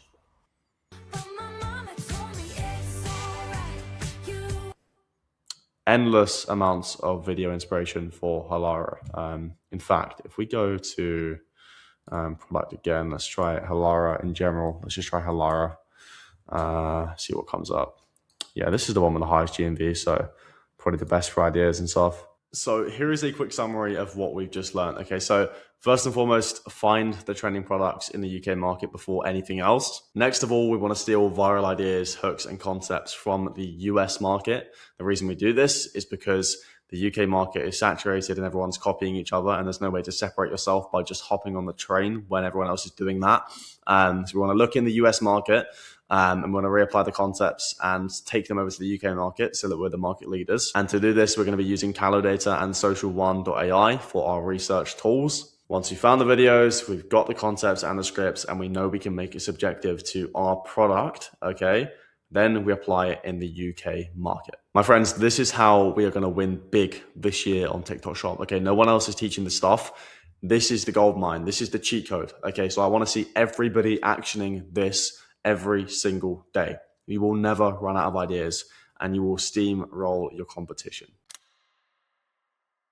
So congrats, you're in the program and now you want to set up your account. So I'm going to show you an example or a few examples of a few different pages and kind of what it looks like so you can take inspiration. But there's 4 components, obviously profile photo, twist and make a name, a short bio if you want, and engaging with other shop creators and kind of warming up your shop account. So I do want to say that setting up your account shouldn't be something that takes you very long. You really don't need to overthink it. There are endless creators out there that are doing silly numbers, 20K plus months, who have the most random, ridiculous, unrelated profile photos ever. But if I were you, I would just have a clean sort of aesthetic photo of yourself. Maybe it's a candid photo of you on holiday. It doesn't really matter too much. So there's like a generic kind of theme with TikTok shop creators to kind of have similar names. There's like shop this, shop drops that, or like deals daily this, deals finder daily, copper drop deals. Like there's always like these little buzzwords that are included. I think anything related to deals or reviews, like Ian's reviews. If your name's Kirsty, maybe it's Kirsty's reviews. I would keep my name along the lines of something like that. So just look at what other shop creators are calling themselves and kind of like twist it with your own name or your own spin kind of thing. But again, these things are so trivial. Name really does not matter whatsoever. Now, adding a short bio, this is optional. I mean, some creators will put their business email in their bio so that brands can contact them once they start making money. Some people will just have like finding the most authentic deals since 2024 for you, but it is optional. And then engaging with shop creators, following top accounts so that your For You page is optimized to show you more shop content so you can identify opportunities and you can see what other creators are posting on, both with products and like viral concepts, etc. It's nice to follow a lot of shop creators. So whenever you see a shop video from an account that looks decent, give them a follow or give her a follow. But yeah, I'll run you through some examples of some creators that I'm working with and their shop accounts. So first up, this is my account, and I'm really proving the point here of how a profile picture doesn't matter. This was an AI generated image with Nano Banana Pro of a random woman. I don't even know why I done it. Don't ask me, but it just proves the point. My name is Shop Drops Daily or Shop Finds. I created this account in 2023 when I started. My bio is finding you the best shop deals and bundles since 2023. Something short, simple, and brands me as an authentic source to buy from. Next is one of my coaches inside the Inner Circles, Matt's page, so RS Star. And as you can see again, he's proving the point with a profile picture making no difference whatsoever because he's earning silly money. Obviously no bio yet as well, just kind of proves that it's optional, but this is his page. So again, branding's not too important. Dar, I believe, might be part of his name, and that's why he's called RS_Dar. Now here's another one from an older kind of guy who might be in his 60s or late 50s, from Ian. I like this name. I think it's super cool. Ian's Reviews. It brands him as a very credible source to buy from. He's got a clear shot profile picture of what looks to be like him in his profile picture, but it might be AI or like an AI version of him. So yeah, if your name's like John, you could do John's Reviews or John's Shop or John's Daily Finds. Or another one is Kirsty's Deals Shop, stuff like this. And you can actually get ChatGPT to generate the profile photo for you if you want something like this. You would literally just go into ChatGPT and say, can you generate me a circular TikTok profile photo that says John's Deal Shops with a little TikTok shopping bag on the right, and it will just generate it for you. You can even give it like a reference image and upload like a screenshot of what you want so it kind of understands what you want better. But setting up your account is really that simple. That's all there is really to it, and branding yourself. But yeah, in short, try and make yourself look as authentic as possible, despite the fact it doesn't really make much of a difference. It's nice to have it on your side and just sort of feel a bit confident about how you're perceived. But yeah, that's everything for branding, and I'll see you in the next one. The most basic beginner fundamental skill to understand before you film your videos, especially if you're optimizing for quality, is to wipe your phone camera lens. Ideally, if you have a glasses cleaner, wipe it with that. If not, just pull your shirt up and just wipe the lenses down thoroughly, okay?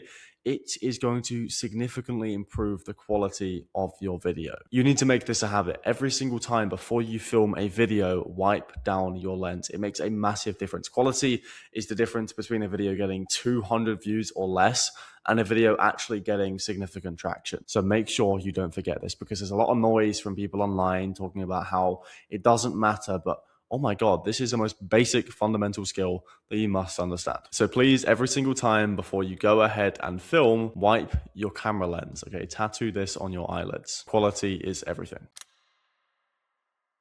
So having optimal lighting in your TikTok Shop affiliate videos is one of the most crucial components to have if you want to consistently go viral. Without good lighting, I don't say this lightly, you genuinely cannot do well on this platform. It's a visual platform. TikTok is a visual platform, and people decide within seconds whether or not they think your video is worth watching based off how it looks and how they see it with their own eyes. Okay, they see before they can hear. And if your video doesn't portray that it's professional and worth watching and it's low quality, they're going to scroll on. If your video is dark and grainy, it is always going to be associated with low quality, okay? Good lighting is the most simple fix to make your content look higher quality and make people want to watch it for longer. So the best value setup is going to be a simple softbox setup, and that is more than enough for TikTok Shop videos. Listen, I'm not saying you have to hire a production team and a filming crew, okay? This is not professional movie shoots, right? It's simple and it's something that you'll have for life. But if you're going to do TikTok Shop, you need to do it correctly. So I will attach this document with all the relevant links below this video and inside the Discord, so you guys can go directly onto Amazon and purchase the double kit softbox light setup. And just to quickly show you as well, this is the dual softbox lighting setup that you are going to need to order in. Super high value for money. I literally have one right next to me as we speak. I don't know if I can even show you on this camera, but there is my softbox. And I'm telling you, this will make a massive difference in your content. So yeah, again, just to reaffirm one more time, 2 softbox lights, both facing the back of the camera, which is going to be facing you ultimately, and then optionally have like a backlight that kind of faces you to give your face some warmth.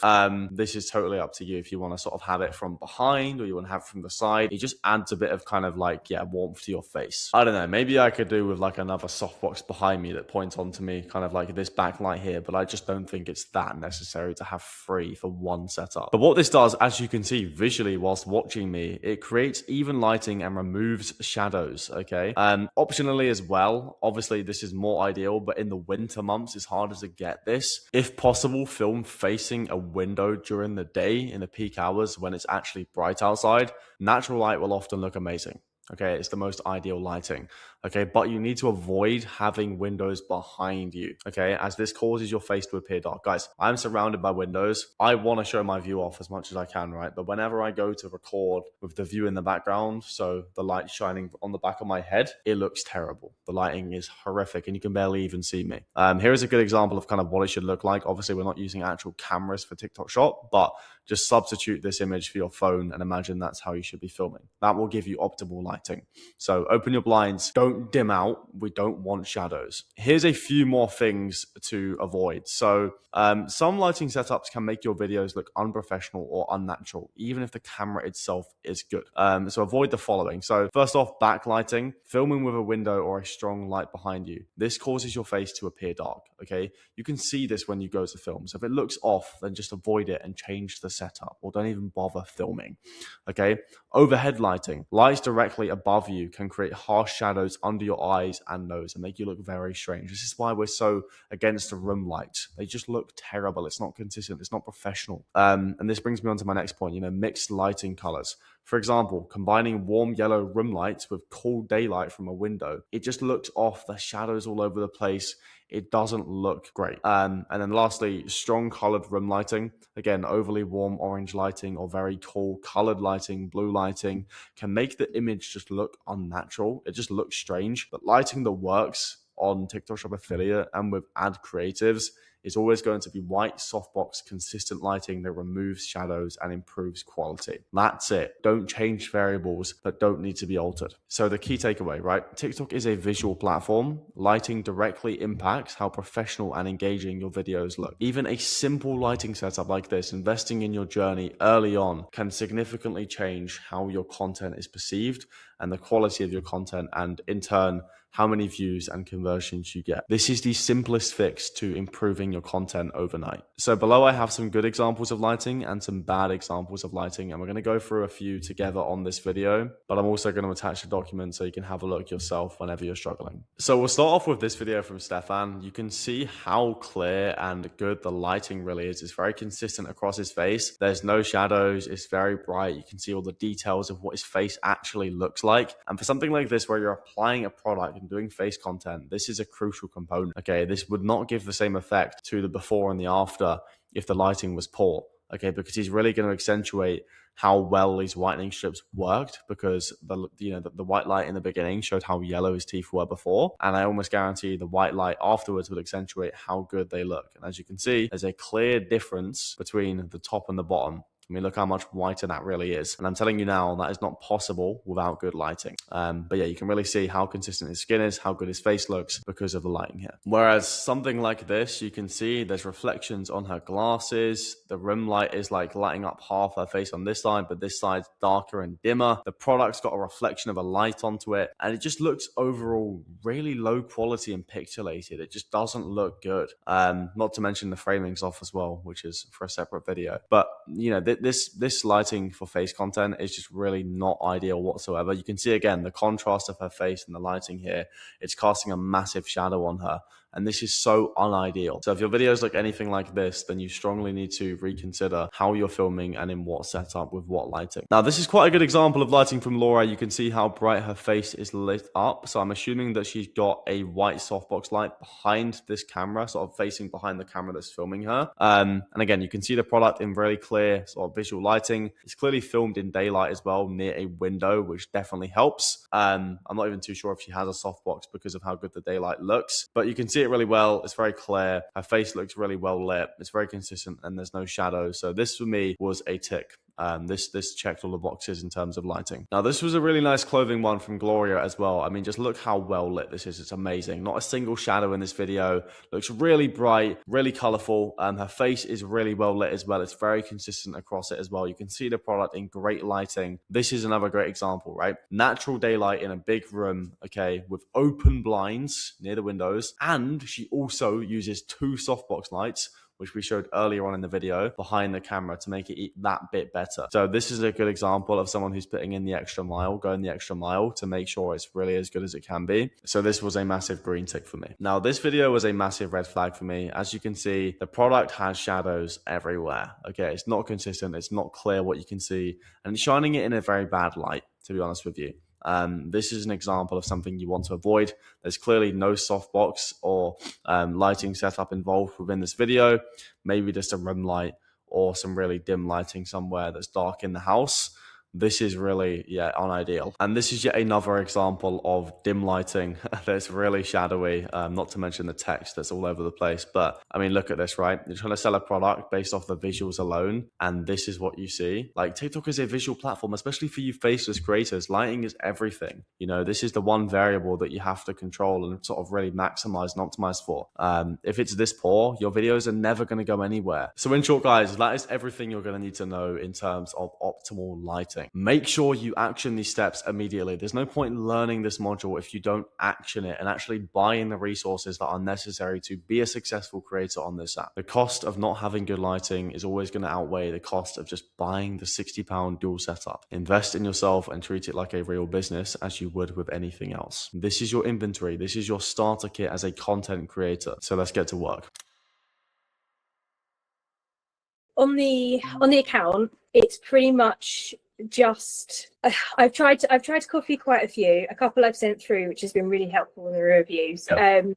The only ones that I make sales on are either music with no voiceover, and they seem to do really well, or triple discount bottom of funnel. I happened to try one before I went ill, and then when I went ill, I lost my voice for about 2 weeks, so I couldn't do any voiceovers. So I cut it in CapCut, took the audio, and then I was making different videos with the same triple voiceover. Yeah. It's Yeah. done great. But if I copy Yeah. them and I show the functionality, or I start saying what the product does, even if I'm using the same scripts from social, they get like 200 or 300 views and they don't go anywhere. But if I do the triple discount, I can really shift them. And I don't know what I'm doing wrong, because I know it's not the right way to go about it. But So how well are these converting for you? Like what are you making a day on this product at the moment? so for the last, I made £70.79 yesterday. I did Wow. I did £50 something the day before, I think it was. And then today I woke up to having done £60 already. Jesus. So you smashed your best day then, right? Absolutely. It's only the handheld Hoover and the full-size Shark. That's it. And one So water 2 days ago. Yeah, that's really cool. So that's really good result. So do you know what I would say to you off the back of that is just like literally just do more of the product that's working, but do more specifically of the style that's working. If you have a style that works, even if you feel like it goes against like what's usually pushed on the platform, if it works for you and it's getting views and getting sales, there's no need to try and make something else work. Like we don't need to fix what's not broken until it does break. So I feel like if you just do more of what's already working and it gets pushed every time, you're just going to make more money, simply. And you don't always have to know why it works, or like, sometimes you can even question like, is this content even worthy of going viral? Like if it's just doing well, just do more of that thing. And to be honest, like as a general kind of overview of your page, it looks really clean. Like your content looks really good. Even these faceless ones that maybe don't have a voiceover, the visuals are great. You're showing the product in a really good light. I can see why it's doing well. It deserves to get the views it's getting. So I think just really upping the volume of this would make a massive difference on specifically the style that's working. And that's not to say don't incorporate some voice ones as well. If there's a style you want to try that's got a voiceover, or maybe you've got your face in it, whatever it might be, give that a shot as well. Just make sure the majority of your videos and time are spent recreating ones that have already got proof of concept behind it. Just keep going the triple discounts over and over. 100%. I mean, it's doing really well for you right now. I feel like this is what I always say, like oftentimes people try and find a solution to something that isn't broken, but usually it's just doing more of what's already working, and that will sort of, increase your income the easiest way. Okay. Yeah. Well, I felt like I was cheating the process or something, to be fair. But if it feel like that, then why not?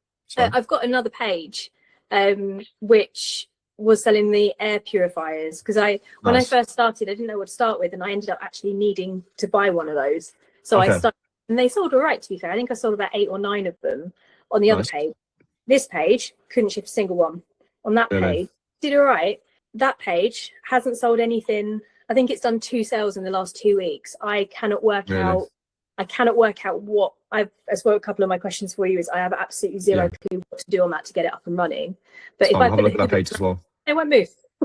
This is it as well. Like there is something that no one really knows a definitive answer to, and no one's ever really like confirmed it. But there is definitely certain accounts that are registered with like certain products and certain niches to like get pushed kind of. And I feel like what you've done with this account is you've really registered yourself as the girl who sells cleaning products, and the algorithm I think really pushes your content that sells these hoovers and these cleaning products. And it's really funny how it works. And this is why you might be feeling like you're not deserving of the views you get, but because you've posted enough volume of this specific product to get to that point, you've now almost like essentially earned that badge to get your content pushed out. But if you post this exact same video on this exact same product on a different account, it wouldn't go anywhere, And I definitely do believe that certain products and categories are registered with certain accounts, and if you just do more of those things and focus on those things, you will get pushed much, much easier.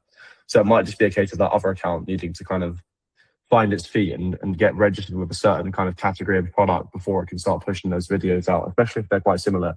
But cool. Anyway, let's have a look at some of these videos and see if we can pick up on any improvements. Okay. So,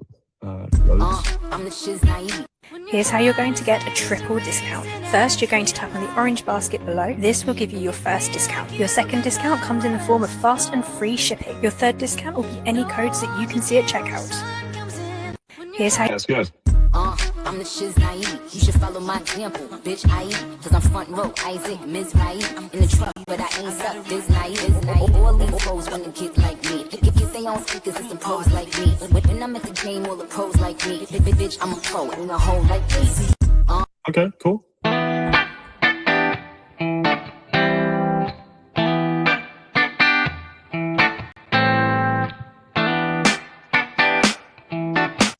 Yeah, so going back to what we were talking about earlier as well, this came to mind. I think it's a lot of people assume that because they only have like one specific product that's working, that they can't scale to like a certain income, and they have this misconception they have to have like 5 products all working at the same time to get to this level, and otherwise it's not possible. But in actual fact, the creators who make the most amount of money, 90% of their income comes from 1 or 2 products, like maximum. And I think if you can focus on that, again, because the algorithm will continue to push your videos, video after video, if you just keep making videos on this product, you'll find life so much easier. Because if you switch to something totally different now, you're basically going back to square one. You've got to post a certain amount of videos to get registered. You've got to come up with all these different new content styles. You've got to film tons of new footage. You've got to learn new tech stacks, new things. But if you can just become the master of this style on these cleaning products in this Hoover, you've already got the momentum there, and you're going to make much more for it, I think. I really do. What I would suggest, though, is spending maybe an hour or 2 once a week, filming some really, really, really high quality kind of visuals that are really clean panned, really slow moving, very satisfying, maybe cleaning up some like ketchup on the carpet, and filming maybe 10 minutes worth of footage total on your camera roll, and just kind of reusing that B-roll throughout the entire week of videos, so that you don't have to go back to square one and kind of refilm every single time you film. I'm guessing you're already doing that to a degree already, but I think just more so maybe making the visuals even more tight, even spending a little bit more time on them, because some of these visuals here, I feel like they're a little bit jittery. I know I'm a bit of a perfectionist when it comes to the stuff that is kind of a little bit kind of all over the place, shaky. Do you know what I mean? I feel like it would serve you really well if you could get some really high quality, amazing lighting, slow pan videos that you could reuse for some of your B-roll. Okay. Because I speed all these up so that they're not going across too slow. Am I better off leaving them at an actual pace, or am I all right speeding it up? So if you feel like it's necessary to speed it up, I feel like that's fine, but it shouldn't make it kind of like jittery. When I say slow pan, it's more so like the consistent. Yeah. I feel like it's just the camera movement, just like more so of like the consistency and moving it, as opposed to like, do you know what I mean? Kind of like this. It's more like very slow pan. It's hard to master, it really is, but it's worth giving it a go to do, because it makes it just look so much more visually appealing. But yeah, how many videos would you say you're doing a day at the minute? I would say that is very much depends on where I'm at with my leg. If I'm in a lot of pain, I'm probably doing 1, maybe 2. If I'm not, then I'm trying to do 3 to 5. Okay. On it. I've been spending quite a lot of time trying to find other products on social that I could do that aren't too pricey to buy.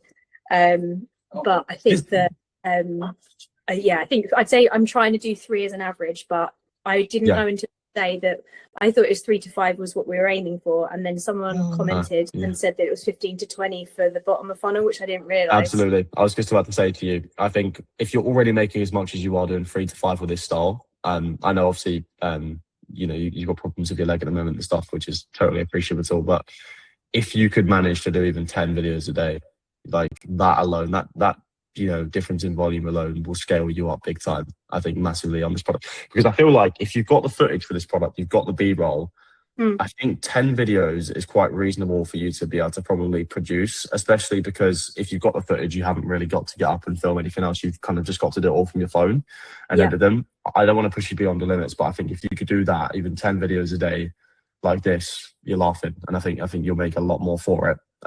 Because with this style, volume is definitely a big factor in how well you do. But again, the main thing I want you to take from this call is that your account is now registered with cleaning products. So whatever category this cleaning shark hoover is in, whatever you promote in that category will probably do much better than what other people post on. So if you can stick to this category, these cleaning products, whether it's Shark or another brand that's doing well and popping off, I think you'll do super well with it. Okay. Does that apply to because another Hoover came up and started doing well, but then I was like, I don't know if I can another Hoover from a different brand, or whether I'm being silly, because this is completely by accident, but it's all ended up being Shark Ninja. Yeah, I mean, if you feel like the brand is doing super well and they've got a lot of organic potential, then yeah, that's totally fine to do.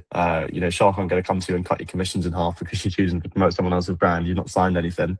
Um, but I mean, yeah, it's obviously great to prioritize Shark when you can and Ninja and stuff like that because obviously the ad spend behind them videos is really good, whereas like another brand might not have that same spend behind it.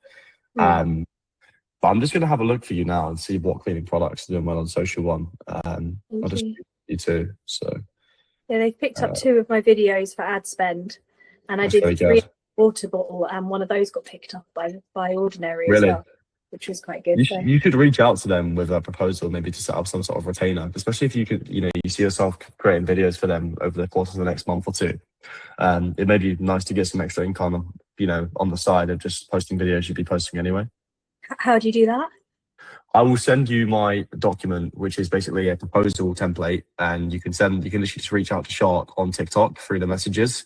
So if you scroll down to their shop, you go to message, there should be a contact option either on WhatsApp or TikTok, and then I'll give you the template. You can just copy and paste in there, and you can discuss the retainer. Brilliant. Yes, please. That would be great. Thank you. Amazing, no worries. So yeah, on Social One now. So it would be, what's the category's actual name? Is it home appliances for cleaning, or is it I think it came up household appliances. household appliances? Mm. Here we are. Nice one. Yeah, The wicked. the Ninja dual air fryer has started creeping up on the normal, Oh, cool. which I've So, got, but I didn't know if that was too far out. yeah, I mean, it's worth trying to make a couple videos on it, but if it's not pushing after a couple, then probably might be a little bit far out. But I was going to say, what is the unit price of the product that's selling best for you at the moment? How much actually is it? So the handheld's £44.99 and the Okay, upright is 150, but they constantly discount it to like 89.99. that's really good. Yeah, that's really good. Okay, So I'd say amazing. 89. Yeah. So what I would do if I was you, I mean, again, keep doing products, videos on this product, absolutely. But on Social One, if you always filter to household appliances and last 7 days, just look through these products, and see which ones resonate with you the most. The ones that are most similar to the one you have currently are probably the ones I would prioritize, whether that's another Shark product or another cleaning brand that's looked really good. You can also click into the product and see kind of how many videos are posted on it. Like this one's only got 78 videos posted and it's sold 1.2k units, which means that it's probably got a lot of organic potential. It might be worth testing because if you can get a video that gets posted on it, you're probably going to get a lot of ad spend behind that as well. I would probably avoid products that are too expensive though. Anything that's kind of like too over the line doesn't really convert great on videos unless it's got like a lot of proof of concept. I think Yeah. with these cleaning products, between the range of sort of 25 and maximum sort of 100 is probably the aim I'd be looking for. I mean, if they're on discounts and stuff for less than 100, but they're normally priced at 180, that's also fine. But yeah, I would definitely be looking through any of these products on the first 1 or 2 pages that catch your eye that you feel like you can make content on.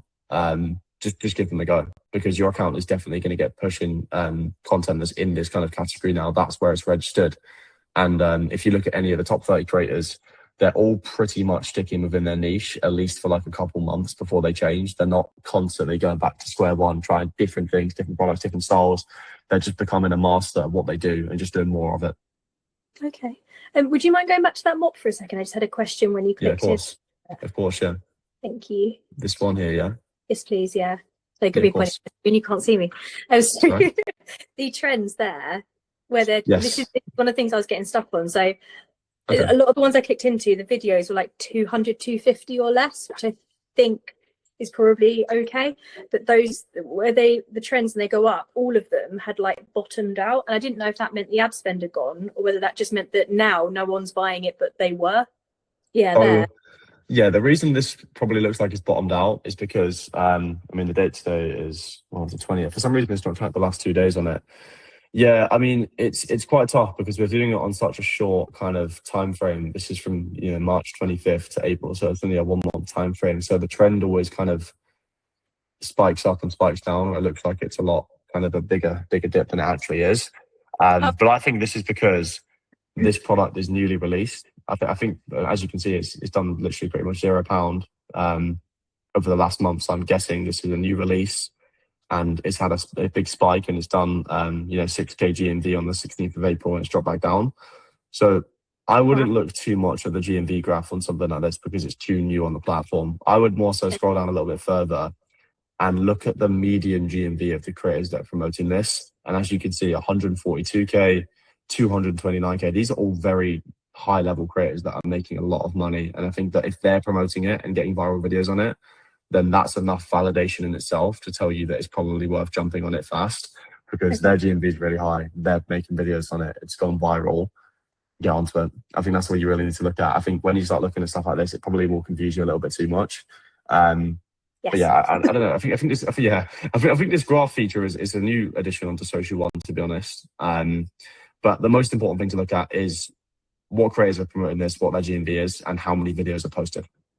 Perfect. Because again, imagine this had 3,000-4,000 videos posted. The organic potential of it is going to be a lot lower. It's going to be much harder to get pushed, but because you're competing with such a small pond of fish, you know, if you make some good content on this, it's more than likely you're going to get some of the ad spend they put behind this inevitably, especially on a brand like Shark. Perfect. Yeah, they seem to like the triple discount. They seem to be the ones. Yeah, that's 100%. That's their bread and butter, isn't it? I think so. Yeah. No, that's good. Amazing. Did you have any other questions on the product side of things?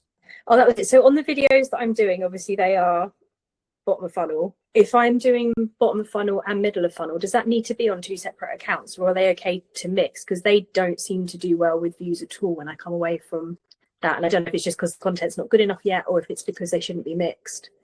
They are okay to mix, but generally you find that most people will have separate accounts for it, to be honest with you. I think it keeps it more kind of like, it gives you more headspace as well when you know this account is strictly for middle of funnel and this one's for bottom of funnel. So I would probably suggest, in your case, because you already have another account, just keep them separate. Middle of funnel on one, and then bottom of funnel on one, and then that way you know that on this account I do this style, I only stick to this style that's working, and I do this many videos a day. And on the other one, I do this style and I do this many videos a day. It might be a lot less because obviously middle of funnel, it takes a little bit more time to create than bottom of funnel. Yeah, fair enough. Okay. Cool. Sorry. Yeah, no, that's really helpful. Thank you. That's okay. On the I'm really sorry, I don't know how to say her name. Is it Samaya? Right, that's it. Yeah, that's right. That's right. She's doing incredibly. She's lovely as well. But yeah, she put her handle up because I think Ash was going to look and see what her percentage rating was for the shop in the general chat. And I went on TikTok and I popped it in because I'd seen you'd said congratulations. So she's doing over £10,000 a month. I thought I'm going to go and look and see. And it looked as though she had a faceless, or at least partial faceless account, but she's got on her cover pictures, she's got headings on every single one, so they all look really ordered. Is that something that I should look at doing, or am I better off just leaving it how mine is? To be honest with you, it doesn't really make much of a difference. I mean, some people will do it if they've got like they've got a lot of, if you're very OCD and you want everything to look very organized, then, you know, by all means do it. But it's only really going to help someone who's looking through your page to kind of like get an idea of like, oh, what this video is about if they're scrolling through your videos and they're looking for something specific. But if you want to do it, then cool, by all means, feel free to do it or make your page look a lot cleaner. But I think as like a general rule, most people probably just don't. Okay. And is there anything in the whole not having captions? There was a lot going around TikTok saying that in the States that anything with the videos that have the captions up in the cover photos, they were getting a lot less traction. I know whatever happens over there in a couple of months comes over here. And so a lot of mine I've made just pictures and some I've left the writing on. Do I need to worry or not? Captions as in like a text hook, or like, do you mean auto captions as in like voiceover match text? Oh, sorry, text hook. Text hook. No, I would definitely say keep text hooks on the video always. So I'm not sure where you heard that, to be fair, but you mean as in these text hooks, yeah? Yeah, so when it's just the page, you'll see some of them have got the picture and writing straight away, and some of them are just a picture. Yeah, like that. So it's got the writing. They were saying to make them just pictures, so I just started doing a mix. But to be fair, I've not heard of that. I would probably I struggle to see why that would be an issue. I would have just kept the text up because I feel like when it's just a picture, again, there's not enough context. Whereas like if I'm scrolling through your page, I can read what's on the screen straight away and kind of get an idea of like kind of what this is about, what the discount is, what the product is. I don't see why TikTok would kind of punish anyone for that.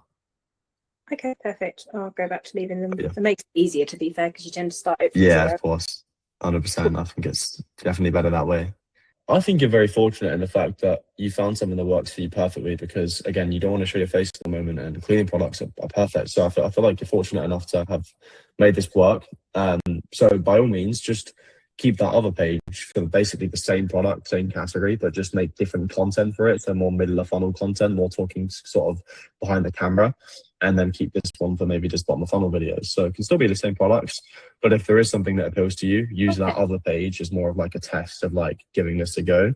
But I just do think that cleaning products are really, really good for faceless content. It's the best product for faceless content because it's demonstratable. It targets a really good kind of avatar, and it's satisfying enough to watch, and you compensate for the fact you're not in front of the camera because it is fun to watch people cleaning up certain products and stuff. I stopped to scroll and I have no interest in cleaning, but it's just nice to watch it, you know.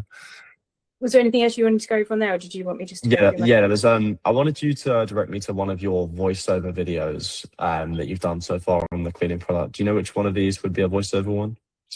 That one I think is voice. I think that's the one I sent in yesterday. Deal on the Shark. Guys, we're just getting a mega deal on the Shark handheld cleaner. On TikTok shop, it's normally $69.99, but it's down to $49.99, and I had a voucher on it as well. And it took it down by another £5. So if you want to check your price, click the orange basket below. I'm going to show you the suction on it as well, because it's absolutely... Yeah, the problem with this is just structural. I think that you've introduced the call to action 14 seconds in before you've kind of shown them why they need it and kind of like all the stuff in between.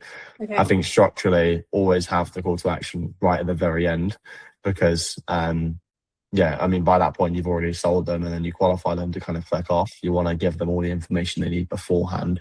That's kind of the way I do it. I would also say as well, keep your strong visuals at the start. So the visuals where you're actually cleaning with the product, keep that at the start because that's what's going to reel people in. It's going to keep them entertained as opposed to the ones where it actually shows the product. I think have these later in the video when you're about to sell them, just before the CTA probably. Have your most interesting visuals, at the start because that's what people want to watch. And if you don't have that, you'll probably get a lot of people to scroll on. Okay. I had a few already gone out. I labelled out Shark across the glass table and did it beeping through the middle and cutting everything, and they only got 200-300 views. Really? Yeah, I couldn't get any traction on them at all, which is why I went back to this. The script I took from one, so I'll change it round. But I think with my biggest bit of advice that I definitely want you to follow, and I'll send you a recording after this so you can kind of watch it back and take the actionable steps from it. But I think what you should do with these middle of funnel videos, because there are so many that work, and I don't see why you can't do them. Your voiceovers are great, right? And I mean, you're probably already doing this partially already, but look at cleaning videos that have worked in the US for like similar products, could be Shark cleaning products, could be a totally separate Hoover. Take the most viral concepts and ideas, especially the hooks, and just rinse them, just recreate those. And always compare your videos to theirs when you post it. So watch it back and think, mine's only got 200 views. Is there something that I'm missing here? Is the hook not strong enough? Are the visuals not good enough?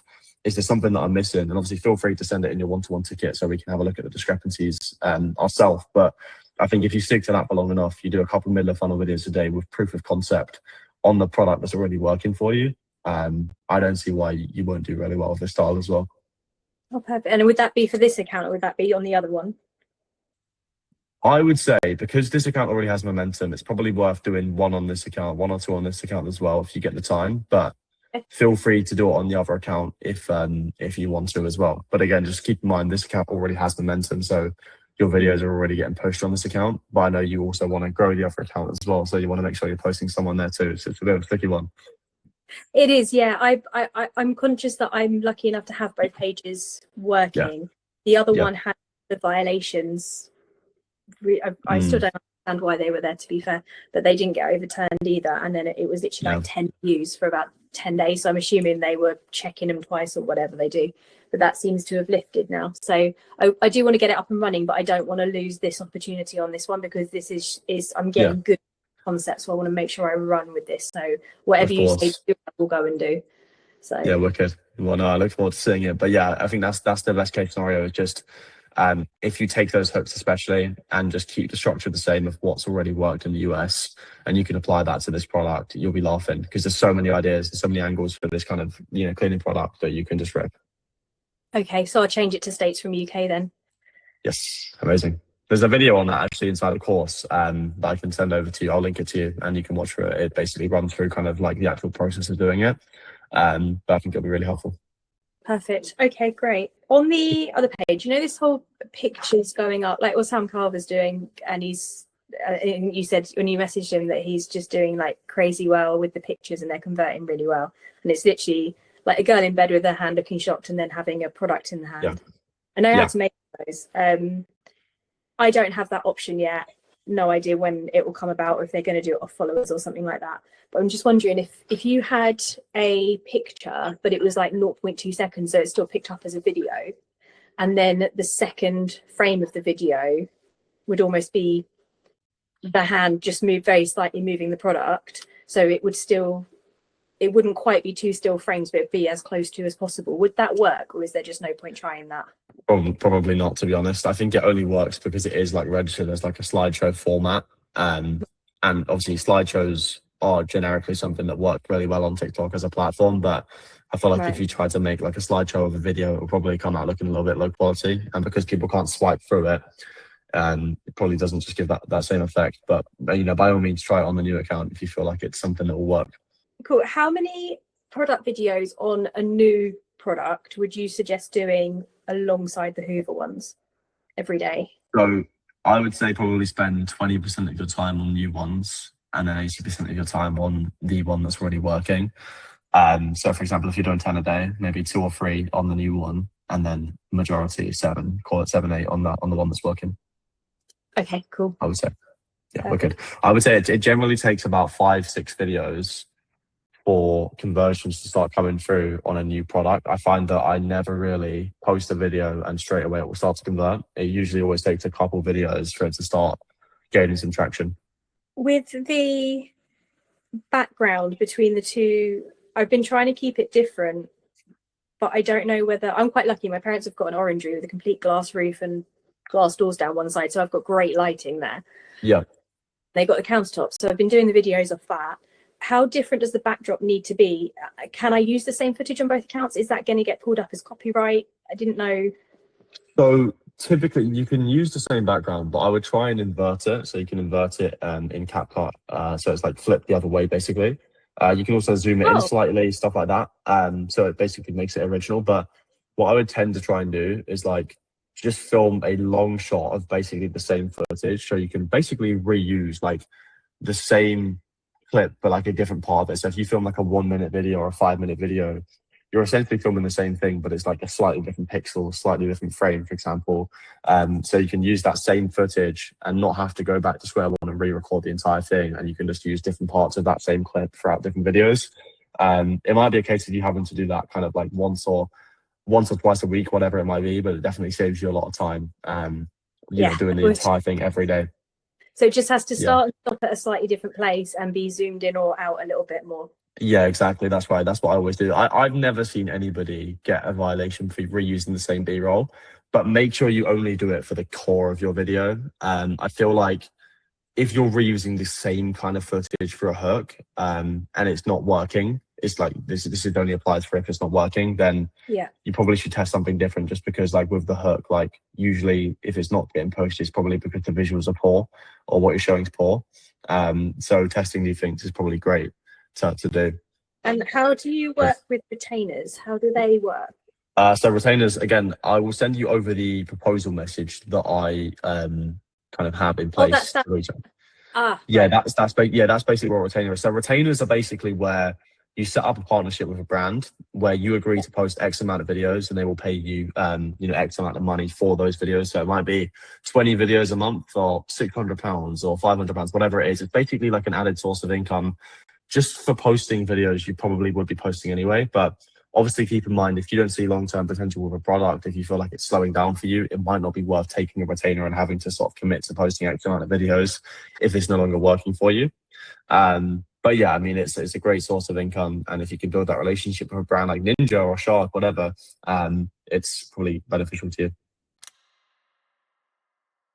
So if you post any top of funnel content on TikTok Shop and you want to scale past £8,000 per month in commission, you need to understand why you should be choosing only high ticket products. Okay, so here's why it matters. So on TikTok Shop, high ticket isn't necessarily luxury yachts and jets. Okay, it's simply £20 to £40 products paying £3 to £5 commission per sale. So most beginners will make the mistake of choosing, let's say, even £5 to £15 products that give sometimes less than £1 commission, but let's say £1 to £1.50 commission to be generous. Okay, the effort to create the content that the content that takes you sometimes hours is the same, but the return is not. Okay, and the math here is everything. So here's a low ticket example, right? So let's say you sell an item, it could be like a microphone, right? And it gives you £1.20 per sale. Okay, you get 20 sales, but you make £24 in commission from 20 people buying. That's a lot of people for not a lot of money, right? Whereas with a higher ticket example, let's say you sell Marwa, the perfume, okay, you get £4 per sale, okay, and 20 sales equals £80 in commission, which isn't actually that bad for 20 sales, okay? So same volume, same effort, but over 3 times more income into your bank account, okay? So now scale that across 100 sales plus per month. There's a big difference, especially at compound, at a big scale, okay? Your time is fixed, so increase your return per conversion. So here's what I like to call the intention rule of this stuff, okay? Just before choosing any product, ask yourself this, right? Is the commission per sale between £3 and £5 or more, ideally? Is the graph uptrending on Calo data for the product, meaning the product sales, the volume of the sales is going up rather than trending down and dying, so it's a dead product? Okay, does it solve a clear problem for a clear person? Okay, for a big market, so it's got a lot of people that you can address the problem to, so that you can justify selling it to a lot of people. And ideally, does the brand have big ad spend so that you can get picked up by GMV Max and your videos can get pushed with ads once they start getting some early conversions? If not, if you're a top level creator who makes good content, don't push it. Your time is better spent on the products that hit these criteria. Okay, you have to think about it. You have to be intentional with this stuff. Okay, structure over randomness and just promoting everything and all these samples is so crucial. So pick 1 to 3 good products and just post 7 to 14 structured videos that have intention. Review the data, work on the content, on the improvements, on the hook, and just double down on the winners when you get them. Okay, do more of what works. Stop chasing low ticket junk. This is an example, right? This like 4-in-1 charger set. I've not seen one person make good money with a product like this. So I look at everyone's GMV on Social One. The people promote stuff like this. The average order value is like £15. Look at their GMV. It's all below 10K, which is less than £1,000 profit per month, which again is not terrible. I'm not saying that's awful. I'm just saying if you want to make big money, for example, £8,000 plus commission per month, even if you get millions of views, like a lot of these creators are doing, or the highest amount of views on products like this, they just don't convert. And if they do convert, you'd have to convert at an absurd rate that is unseen to make good money. Choose the products that have big spend and are giving you a good return per sale. That's how you win. Sweet. And that's exactly why you shouldn't use outdoor cameras. They're far too easy to remove, break or cover up, and this is why everyone's switching to these window cameras in 2027, because you can hardly even see them from the outside. My outdoor one was stolen, so I got this one. It's a 2K camera. It comes with a flat mount and an angle mount all inside the box, and with colour night vision, motion detection and more. It does it all. It's so simple to set up. You literally just download the app, stick it to your window, and you're pretty much ready to go. And because it's got an SD slot on the side, there's no subscriptions and it saves everything straight to the card. From the app, you can take pictures, zoom in, it records. It's even got two-way audio. I am a little mad though because I paid 70 quid for this just last week and we've now knocked 45% off the price. I think that sale ends today though, so if you want to grab one, I'll put in the link down here. Does the camera have sound, by the way, Steve? Which camera have sound? The one in the hook that you use. I think you recorded This that one, yeah. This one. I haven't put I've took the sound off that clip and then just put the music. Okay, fair enough. Yeah, that's cool. That's fine. But that clip originally had audio, right? Yeah. Okay, cool. That's fair enough. Any other ideas, guys? I think I'm just being a bit picky, but like maybe a balaclava or something would probably add to it. Yeah, that's maybe just me being picky, but no, I'd agree. It's quite a warm, like, kind of setup, isn't it? It doesn't really give the setting of like, oh, this guy's going to rob the house. So I think you've got to have a balaclava to really like yeah, give that impression to the viewer, especially as there's no sound. Because it's quite a bright, sunny day, background all looks really nice, the houses look quite nice. I feel like this, to me, if I was a viewer, doesn't indicate that the house is going to get robbed, maybe. I know you've obviously got the text up at the top, but yeah, I'd agree with Jordan on that. Yeah, I agree. I think personally, I like obviously we spoke about this earlier, and like you said, you replicated the video or the hook that I made. I feel like I deliberately did mine in the dark. Like I actually got up at like, well, I get up early anyway, but I got straight up and went and parked my car right by the front door and made the video, because I feel like it being in the dark just adds to that suspense, to try and keep people watching the video. And I think that's quite an important aspect of it. If you look at the one that went viral with the guy with the knife, his hook was like 8.5 seconds long, just under 9 seconds long. And I think yours is probably, felt like it was probably about 5 seconds long. So the problem with that, and mine were, I tried to drag mine out, but mine were only like 6.5, 7 seconds long. I intentionally made it short. I was just experimenting, to be honest. Yeah, I feel like you need to get that watch time to sort of, if it's going to be like 50 seconds long, then really you need 8 seconds, like minimum, for it to really have a chance. I might remake the book tonight because I've still got loads of B-roll. It's worth doing it in the dark. I might do it at the night, but that's not even off a camera. All I did was put my tripod outside and turn my phone on its side. Yeah. I did actually try to make it black and white and make it look nighttime, but it just didn't work properly. Yeah, it doesn't really. Brandon tried to do the same, I think. It doesn't. It's just what you need to do is turn the saturation off and reduce the exposure a bit, and just play around with the color settings. It doesn't look quite the same, though. Yeah, I you don't have the same reflections and whatnot, what you get from normal night vision. But I definitely think if you can get that old doorbell working, like the TikTok one. It doesn't work, mate. Like previously, you used to. Well, it does work. It works when someone presses the doorbell. But previously, you used to be able to go into like live view and stuff like that. And now, as soon as you go to look at live view on the Seeing app, it just says like 3-day subscription. Like, yeah, you got to subscribe this, that, and the other. I can message me. Did you get it from Fame Vibe or Data Den? Fame Vibe, I think. I've got two of them. I've got the camouflage one and I've got the normal one. Yeah, just message me tomorrow with the serial codes of both, and I'll get you lifetime free live access on both. If not, just get your missus to press the doorbell and then quickly walk and quickly film the video. You must get like 10 seconds or something after you press the doorbell.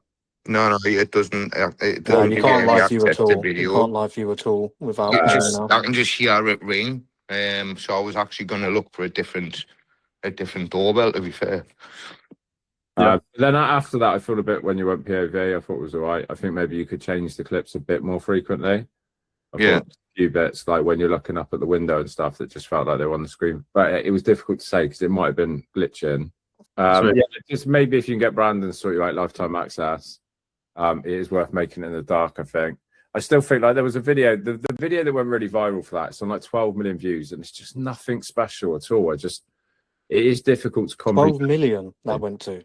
12 mil it's on, yeah. Oh my God. And it's just nothing good. Like, it's not bad video, it's just nothing special about any part of it. No, I even thought it's like the body and the end of that video that he done wasn't great either. Some of the wording and... No, I'm not even talking about that one. I'm talking about the one that woman did where she literally just stood at the window. That's the one that went to 12 mil. 12 mil, yeah. Oh my, really? I'm pretty sure. I might be imagining it, but I swear I saw it earlier on 12.1. Oh, that must have converted so well as well. Cool, right. Let's have a look at Zaxton with the Swedish candy. Check out this Swedish candy mix. This is a kilo of Swedish inspired sweets. And they put on the box here, "Har en söt dag," which means have a sweet day. Just check out the selection. You've got Swedish fish, you've got chocolate bears, you've got chocolate covered bananas, fizzy sweets, little cola sweets. And I'm hoping that these are licorice. Let's start with the Swedish fish. I love these things. So good. I'm not sure what these are, but they look delicious. Tastes a bit like bubble gum. Chocolate covered bananas. So good. Now I'm not sure what this one is, but it smells a bit caramelly. So creamy. This is the one that I'm hoping is licorice. I love this one. This is licorice and it's sweet and salty. As well as this Swedish mix, Candy Fee also does American sweets, gummies, sours. Because I'm as sweet as this candy, I've linked them down below. Check out this Swedish candy. Okay, cool. All right, what do you think, guys? Any thoughts? Anything to improve? Anything you liked? The A only few thing too I many would, silences. the only thing I would have said was like eating the whole selection box, like going through everything. Do you know what I mean? Like maybe it's just a select few, just to see it, or do you know what I mean? Like one or two, but not like 6 or 7. Yeah, I agree. I don't think eating more than 1 or 2, yeah, like you said, 1 or 2 contributes anything more to the video. I think just showing it is all you really have to do with this kind of product. I think you've added a lot of seconds here that were just unnecessary. Yeah, there's only two things I'd say for the video. One is you could have just got it a lot shorter. I mean, it's obviously performing okay, but you definitely could have got that shorter by, of course, not trying every single sweet. And the other thing I'd say is at the end, plugging in the different kind of sweets they do that you're not promoting, in my opinion, isn't the best idea, because I'd rather just put focus on the actual product at hand. Yeah. Otherwise, you're going to get people wondering and looking at different products, and all of a sudden, you're not making any money from it. You could have made all the sweets at once as well, had them all in one hand and just gulped them up. Yeah. Yeah, there's loads of different ways you could promote it, but you know, I don't dislike it. I think the hook's decent. Yeah, I think the hook's decent. I think your reaction to the sweets is good. I just think making it a bit shorter and not promoting like all of the products that you're not actually got in hand. Is it converting? Actually, not at all. Not one. How expensive is it? It's not. I think it's like £14 or something. That's not bad. And they're pretty good as well. Like they're pretty heavy, like a kilo of them. Yeah. Right, you got to be into that sort of niche sweet market to want them, haven't you? I think if you made the same video on something that's more known to like the UK market, I think it would have probably sold better. But true, I don't think it is really a product that appeals to a lot of people, is it? Really, Swedish candy mix is quite niche. Yeah, I suppose it is. Yeah, cool. How many sales has the listing got? Has it got quite a lot of sales, or? It's a fairly new product. So I can't remember the number, but it's I think it's doing better on their other ones like the sours and American mix and stuff. Okay. Yeah. I think they're pretty new. I mean, like I got that as a sample and they were like hassling me for days. Have you done the video? Have you done the video? So I think they were kind of like desperate to get sales. have you got the other sweets, like the trio of sweets, the one that Lisa promotes all the time? Yeah, do you know what? I've got the one that's the brand's called So Sweet and it's got like 4 kilos in there. Yeah. I've done a couple of videos on them, but like not even a bite. Yeah, but that's like with videos that style for products that are like that. That's kind of generally what will happen. The amount of like, think about if you go through Lisa's page, I haven't seen it, but I can only imagine she's made a ton of videos on them sweets. Obviously, she's had some do well, but she would have made a ton of videos to be able to get those videos that have done well. Yeah. So I think you just got to persevere. Well, I think like the trio sweets and the so sweets are probably quite suited to your style if you're going to do videos like that. Okay. The problem is as well, you're making like top of funnel content on products that are designed for bottom of funnel. Like Lisa with the sweets, it's all bottom of funnel stuff. I'm sure Matt will agree with me on this one, but I think that if you're going to do BOF and do samples, like just do quick videos that don't take up a lot of your time, and spend more time on the ones that give you a higher return. Like something like that, even if you get, even if you've got 100,000 views, which you've already proved, it's probably not going to convert very well anyway. Yeah. So, and I imagine is the commission quite low on it as well? It's not the best. I think it was like something like 114 or something like that. So you got sometimes you just got to say to yourself, like, even if I have a video do really, really well and I spend hours making it, like, what is it potentially going to earn me? You have to look at the data and you have to reverse engineer it. You really do. I think that's why a lot of affiliates don't make as much as they could, is because they don't look into it enough and don't be intentional enough about what they're promoting and the videos they're doing and stuff. Yeah. But when you look at the data, it makes it a lot easier. Yeah. Because I think when you made the most amount of money, just quickly as well, was when you were focusing on obviously the sleep gummies, trending product, good commission, top of funnel videos on that. Those 3 combined, it worked for you, right? So just in mind going forward, you've got the potential. Just make sure your time's being intentionally focused on things that will give you a return. Okay. Anyway, Just a quick question. You know, like I actually do it quite a lot when I'm like promoting something and I say like a protein, like oh there are other flavors, and I kind of was done the impression that like that kind of made like oh I don't really fancy that, but that flavor would be good. But if they click on the link and they buy from the shop, I think you still get commission, or am I wrong on that? I think you're meant to, whether you actually do or not. I Is have like, seen myself. I've had commission from products I don't even think Yeah. I've got with showcase. You can guarantee it by making sure you've got every product in your showcase from a shop, but Yeah. I don't know if there's a limit on how many products you can have in your showcase. I certainly haven't found it yet. If there is, Okay. I've found that that's happened for me. Like I've advertised like the the protein bundles that you've got at the top of that page. I've advertised them, and someone else has bought a totally different product off their shop that I definitely don't have in my showcase. Yeah, it can happen.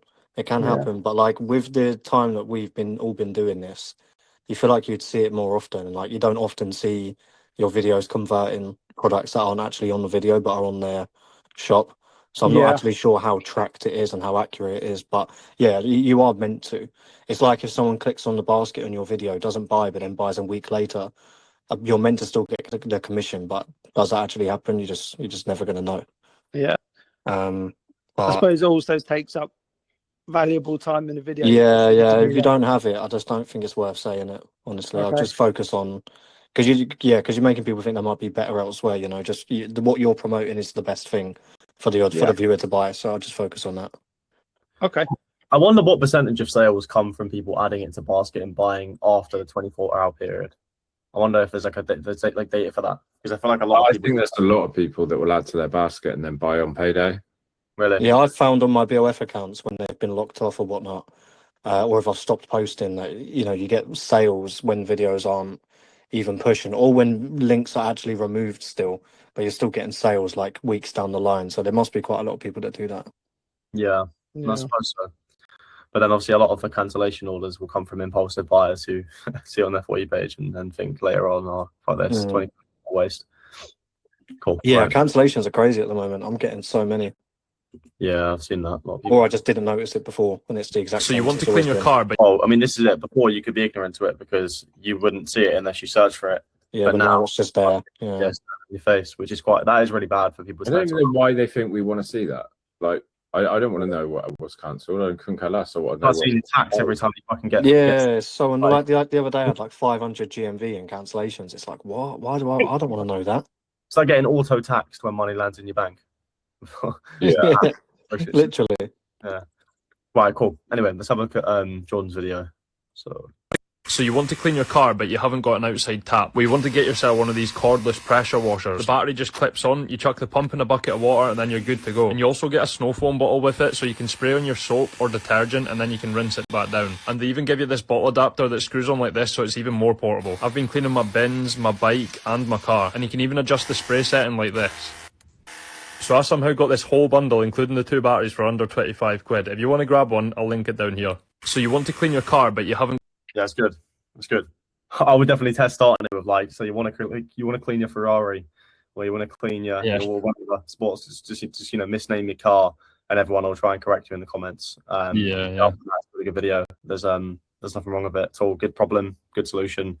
I think Matt mentioned the other week that the product isn't great, but I'm not sure how true that is. I've never used it.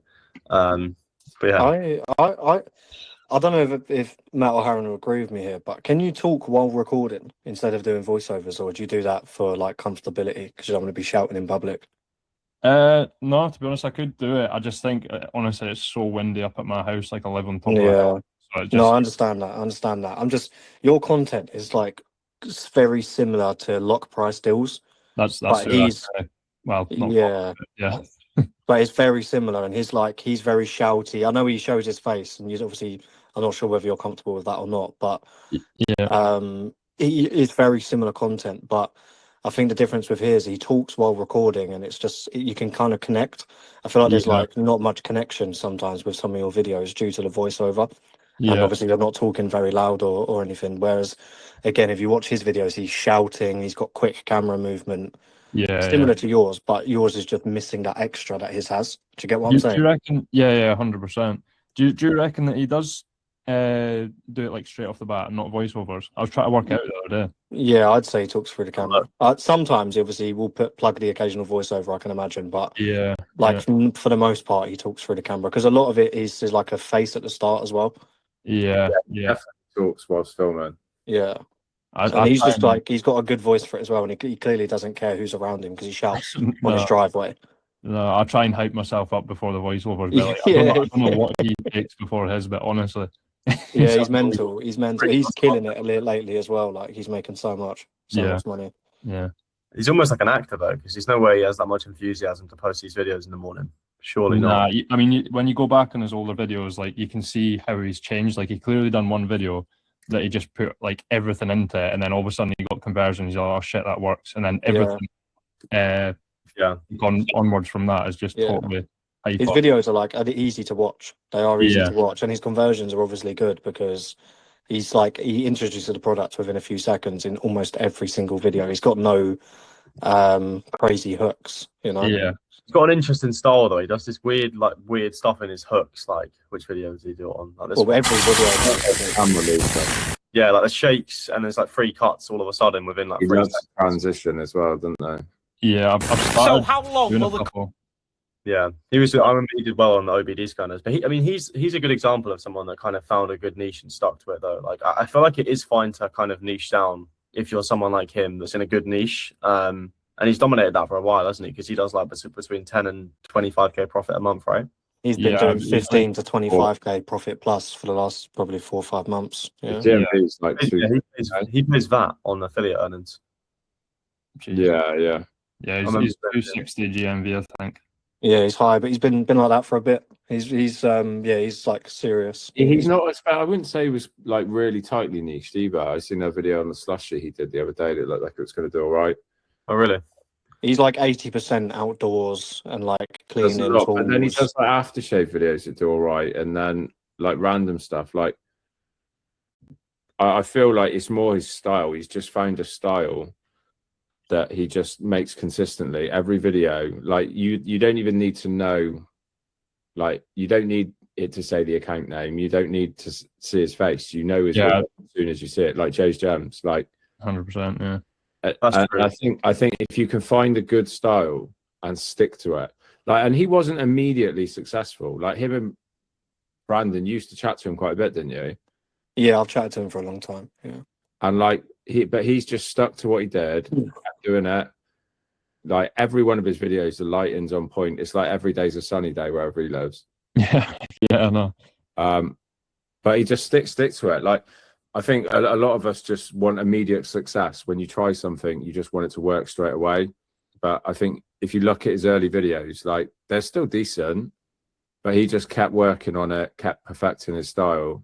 Yeah, that's a very good point. Do you know what it is? It's shiny object syndrome, though, isn't it? Like you see a style that's working, and then you forget about what you did that worked, try something else, and then you've got to go from A all the way to Z, and then by the time you get to, almost at Z, there's something else that comes out, and you jump from it. It's true, Look at his oldest videos. You can do that on a web browser, can't you?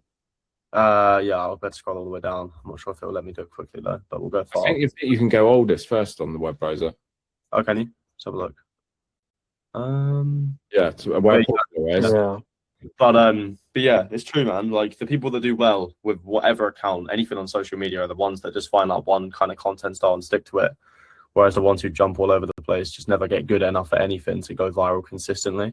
Yeah, for sure. But back on track though. Like I think just for you are like the biggest thing. Yeah. Like obviously controversy is good with your style, but maybe even incorporating some sort of visual kind of like what he does with the free shakes and the cuts. Just kind of study what he does and what works for him, because it will likely work for you as well.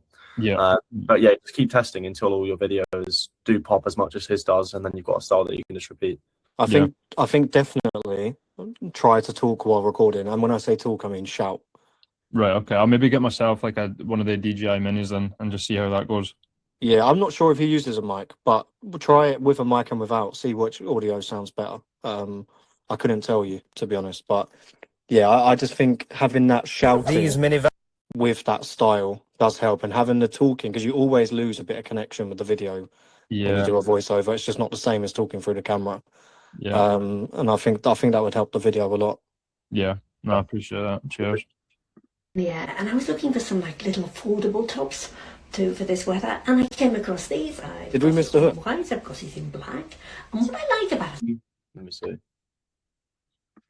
spring is definitely in the air, and I was looking for some like little affordable tops for this weather, and I came across these. I've got it in white, I've got it in black, and what I like about it is it basically covers my arms, and it also goes below the tummy line as well, and they come in other colours, and they're so soft. I love this little diamond shape here and this little zigzag below. So if you're interested, I'll link it below.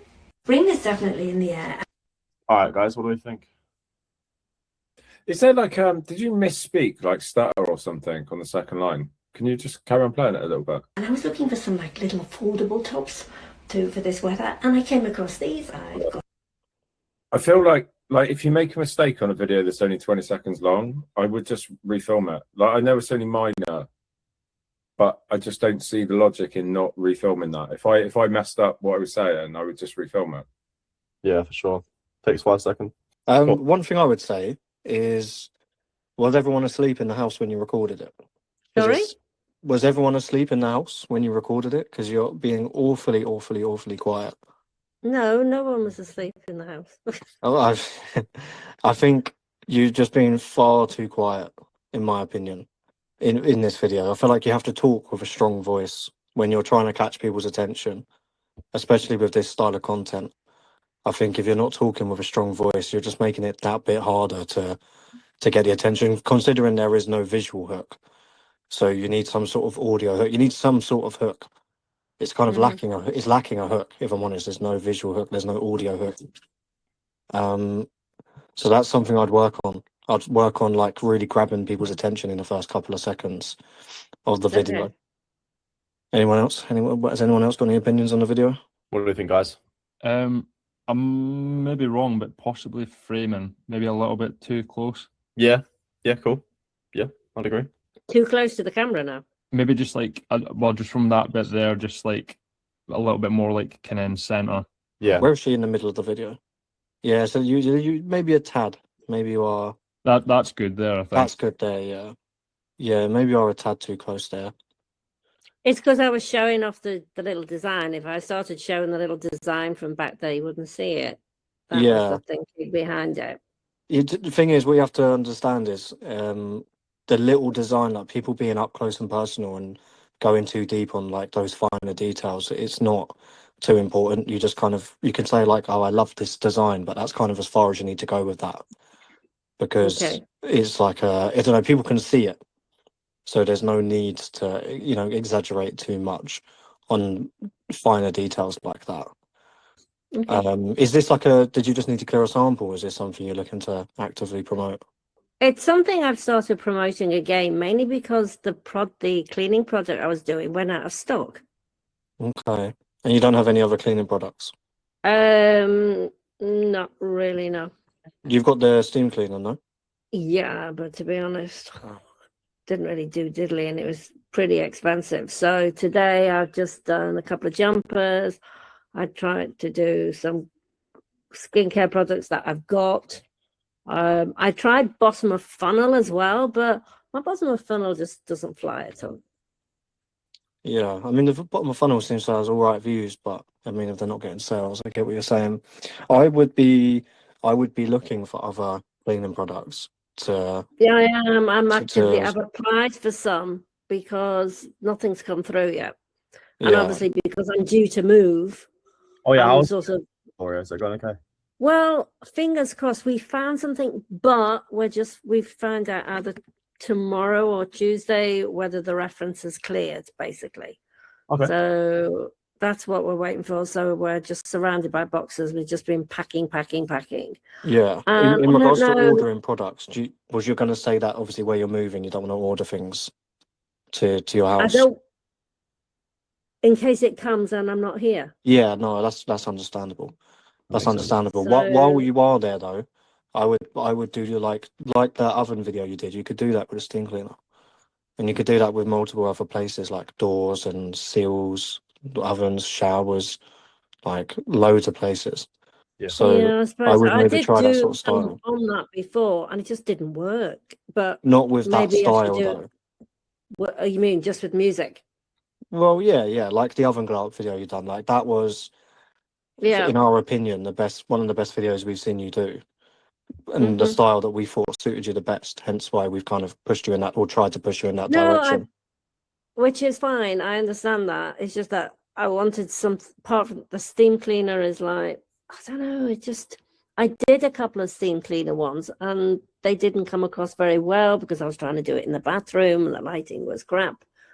Oh, okay. Well, I Yeah. would just right now play with the cards you've been dealt. So do some steam cleaner videos. If you're not having any luck with kind of skincare and clothes, I probably wouldn't go down that route because you have been doing it for a while now, and even some of your Halara videos were kind of there wasn't really too much to critique at points, yet you still weren't finding too much success with it. So I would kind of move away from that and start trying to move into that kind of home cleaning, and them sort of products. I really would. I feel like otherwise you're just going to end up wasting your time. Yeah, I feel like, yeah, part of me. I haven't had sales yesterday. I haven't had anything today either. Yeah. No, I would go. Let's try with a steam cleaner. Just get go and dirty your oven, clean it, shower or bath, whatever you've got, clean it, window sills, door frames, just clean it all in one go, film all of it over the space of an hour or two, and then just sit and edit a load of videos together. You should be able to get loads of videos from an hour or two's cleaning. And I mean a lot of videos.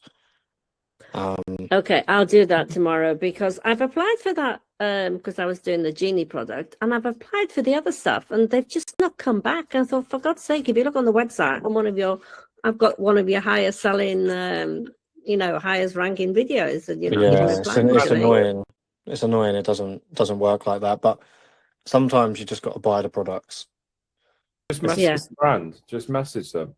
All that, yeah. And just say, no, I did really well with the oven degreaser. I'd really like to try some of your other products because I think I could do well with them.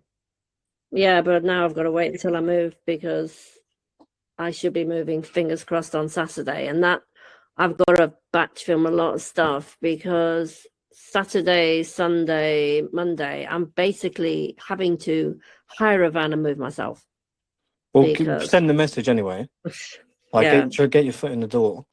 And if they don't reply or they don't accept, then you know that you've got to order it. And as soon as you know you're a couple of days out from being in the new place, then order it to that address. Yeah, well, I've just got to hopefully the house will come through tomorw. Yeah, or Monday. Just play it by ear. But I would get that message out to them, and I would tomorrow get a ton of B-roll. And in that way, if you can get a ton of B-roll over the next couple of days, then you're not going to be moving and trying to record at the same time. You can just edit up a load of stuff in your spare time and get videos up. Yeah, I'm just a bit worried about my tonality now because Matt was saying I sound condescending, which obviously isn't what it sounds. So I've been doing music ones, but some of the music ones, even on the trousers, didn't work. On the fashion, didn't work either.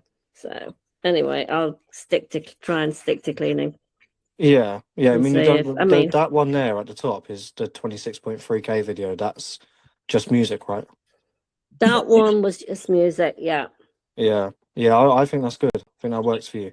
Yeah. Okay. Yeah, all right, I have to agree with Matt with the voiceover thing. Like when I used to say it to you before, I used to say sarcastic. It's slightly different, but we kind of mean the same thing there. Like it just don't sound serious enough in the voiceover sometimes.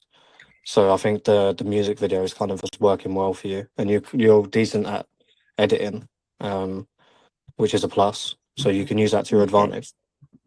Okay, I'll keep doing them with the music videos. Cool. Sweet. Okay. Right, so cheers. Look how juicy they are. Creatine at all. 4.5 grams of creatine per serving, and because they're lab tested, you know exactly what you're getting. Each batch is third party tested and they taste absolutely banging. All you need to do is scan the little QR code, then you're going to be able to see the shirt like this. I got the sour watermelon and the sour green apple. Just 3 of these a day is going to give you 4.5 grams of creatine, electrolyte and vitamin D. You can get them in single, double or triple deals. Let them in to run discounts with free fast shipping. I'll drop them in the bottom link. Check them out. That's just a really good video, I think. Yeah, I thought it was good. I think, like, remember what we said about Lock Price a minute ago, like how he's just found his style and stuck to it. Like, I genuinely feel like if you consistently make 5 videos a day in that style, like, you would get somewhere. You would make genuine progress. Yeah, it just took a while before you would. I think this, like, and we're all guilty of it, like chopping and changing, trying something new, having that shiny, what do you call it? Shiny shit syndrome, yeah. You just always, like, you see someone with a viral on something, you're like, oh yeah, viral, they're earning money, I'll chase that. And like I'm as guilty of it as anyone else. Like, I've never really stuck to a specific style, apart from clipping. And it like, so you find yourself just constantly going from one thing to another. Whereas if you just lock in with a style and say, right, this is my style, I'm going to do this every fucking day. Just you. And then you just pick up any products and just do the same thing. Like, you can do any products in this style. Like, there's no like long-winded, oh, I need a hook, I need this, I need that. It's just like, pick the product up, find the points that are going to sell the product, and then just start going. Yeah. Wayne, I think this suited you quite well as well, to be fair. Yeah. This style, Steve. I do think there's still a bit of fluff in the video. I 100%. like focus too much on like the third-party testing. Yeah. Like, you literally need one sentence for that, don't you? Yeah, I feel like the main things to focus on is the flavor, the convenience, and the fact it's got, in theory, your recommended amount of creatine. Like that they're the 3 sort of points that I would really be focusing on. Mm-hmm. I think as well, most people by now are already educated enough to know that creatine is good for them. But if you can show the fact that they're tasty, they have vitamin D3, whatever else in it, and they're on a massive deal, like, you won't only sell to people that have never taken creatine before, but you'll sell to people that have already bought creatine before, or sell to people that have already bought the gummies before, because it is a product that everyone needs to buy once a month or once every 2 months, however much they've taken. So it's something that's recurring. People will buy this month in and month out. I would genuinely just say to yourself, I'm going to lock in with a style. I'm going to do it. I'm going to do it every day. I'm going to do it for the next 6 weeks. And once I finish that 6 weeks, we can look back over it and say, right, has it worked? Has it not worked? I genuinely think if you lock in with this, like, you will find that you just have a few videos take off. And if you're still shaving your heat like this in 2027, what you're doing, you end up with missing spots, razor bumps, and cutting your heat to shreds. Here's what you need to do with that razor. Then you need to switch to the 7-blade skull shaver, and the difference, it's ridiculous. The head's flex, so it actually follows the shape of your head, so you don't miss a thing. Cleaning it's stupid easy. It just pops off magnetically, quick rinse, and it's done. The battery lasts ages. It charges with USB-C. Simple. So if you shave your heat, this is just one of the things that makes your routine much easier. I've dropped the link here. It's currently... You know what? It's a really, really good video. I've noticed you put a lot more effort into your videos recently, but there is one problem, I would say, with the product itself. Well, not the product itself, but I would say probably with the video related to the product. Does anyone have any ideas of what that might be? In relation to what he showed in the video and what he talked about relative to like what the product does, do you think it appeals to a lot of people or maybe not so many people? I'll tell you the reason I did the video is it was another guy, another affiliate who has done a very similar video, and he said, all of a sudden, he went, I've noticed you've done that head shaver before. He went, I've been doing videos on it. He went, but all of a sudden, it's literally took off. And he went, and I've sold it out. He went, but there is other links. So if you want to grab another link, try doing a video on it. And I was like, all right, cheers. It's a good product, but does it only shave heads, or is it good for like beard shaving and armpit shaving? It's specifically a skull shaver, so it's designed for your head, really. It's not for like your arms and your legs and stuff like that. Oh, fair enough then. I would have just thought if a product's only designed to shave your head, like, I just can't see there being that many people that like a bald shaving on TikTok. Like, how much of the market are bald shaving on TikTok that would need this product? I mean, obviously there will be a few people here and there, but it's not going to be the same as something that's like got a big total addressable market that you can basically sell to anyone with, like, mouthwash, Dr. Dent, teeth whitening strips and stuff. Like, I just feel like the total market for this product is probably quite slim, very small. But yeah, did you guys see what I'm saying though? Do you know what I mean? Yeah, I think that video style with like you in it and like the different clips changing it, I thought it was a really good video. Yeah. So if you got like a good product doing that same sort of style, I think you could do really well. Yeah, for sure. No, 100%. Something's clicked inside, like, I don't know what it is, but something's like, even though like I'm not progressing with like conversions and sales and stuff like that, something seems to, I know obviously I can improve on it, I know that, but something's clicked inside where I know I can take B-roll and this, that and the other, and then create a script, and I'm doing the majority of them are like voiceovers, but I seem to be quite comfortable with that because I make a lot of mistakes when I'm trying to do camera talk in regards to camera voiceover. So yeah, it's something. It's working in a way. Just obviously, I need something. That I need to be able to improve to get me conversions up because sales are pretty shit, to be honest. But I think I'll get there if I keep doing it. You know.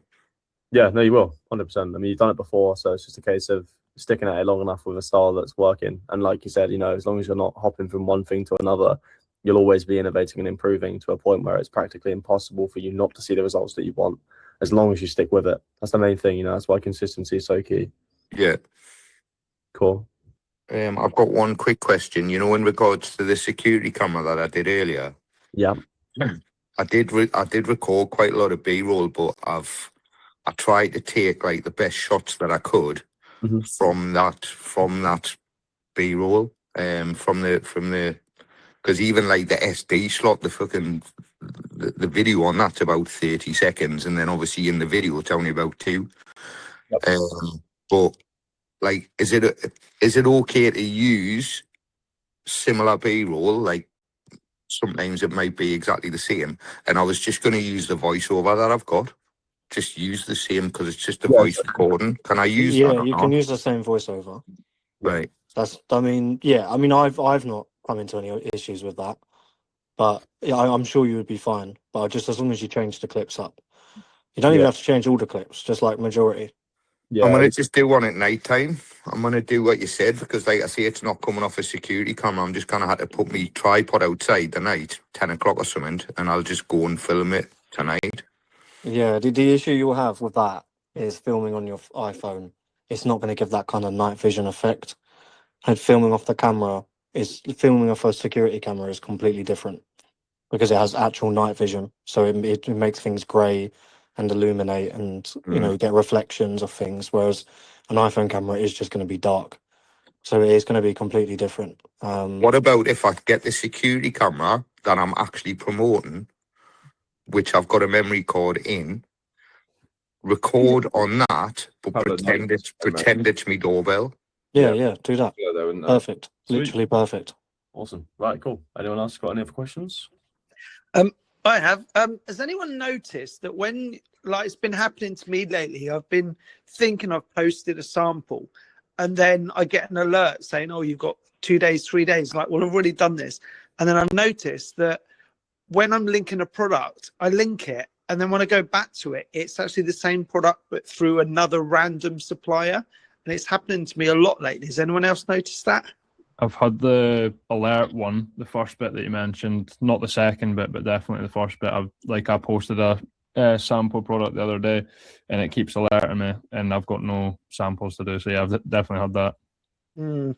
Just make sure when you're linking the products, you do it. When you go to link a product, there's an option that says at the top that comes up that says that you've got X number of samples that need to be fulfilled. Just make sure you're linking the product through that to make sure that you're linking the correct version of the product. Oh, okay.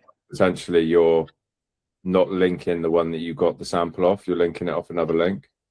Yeah, I've noticed that the other link is appearing at the top. So first view, I was like, oh, there it is. Started doing suggested. So now what it does, if it picks it up in your video, what product you're talking about, it will give you a suggested product. So, for example, I did an overload video and it tried getting me to link some other shop that also apparently sells the overload gummies. Yeah. But yeah, just make sure you're linking the right product. As long as you do it through your samples, you'll guarantee you're linking the one you got your sample from. Yeah. I'm more aware now. I'm double checking, but it's, as you said, it's just popping up at the top with other suggestions. I don't remember it used to do that, but yeah, I think it's a new feature. I've noticed it over the last week or two.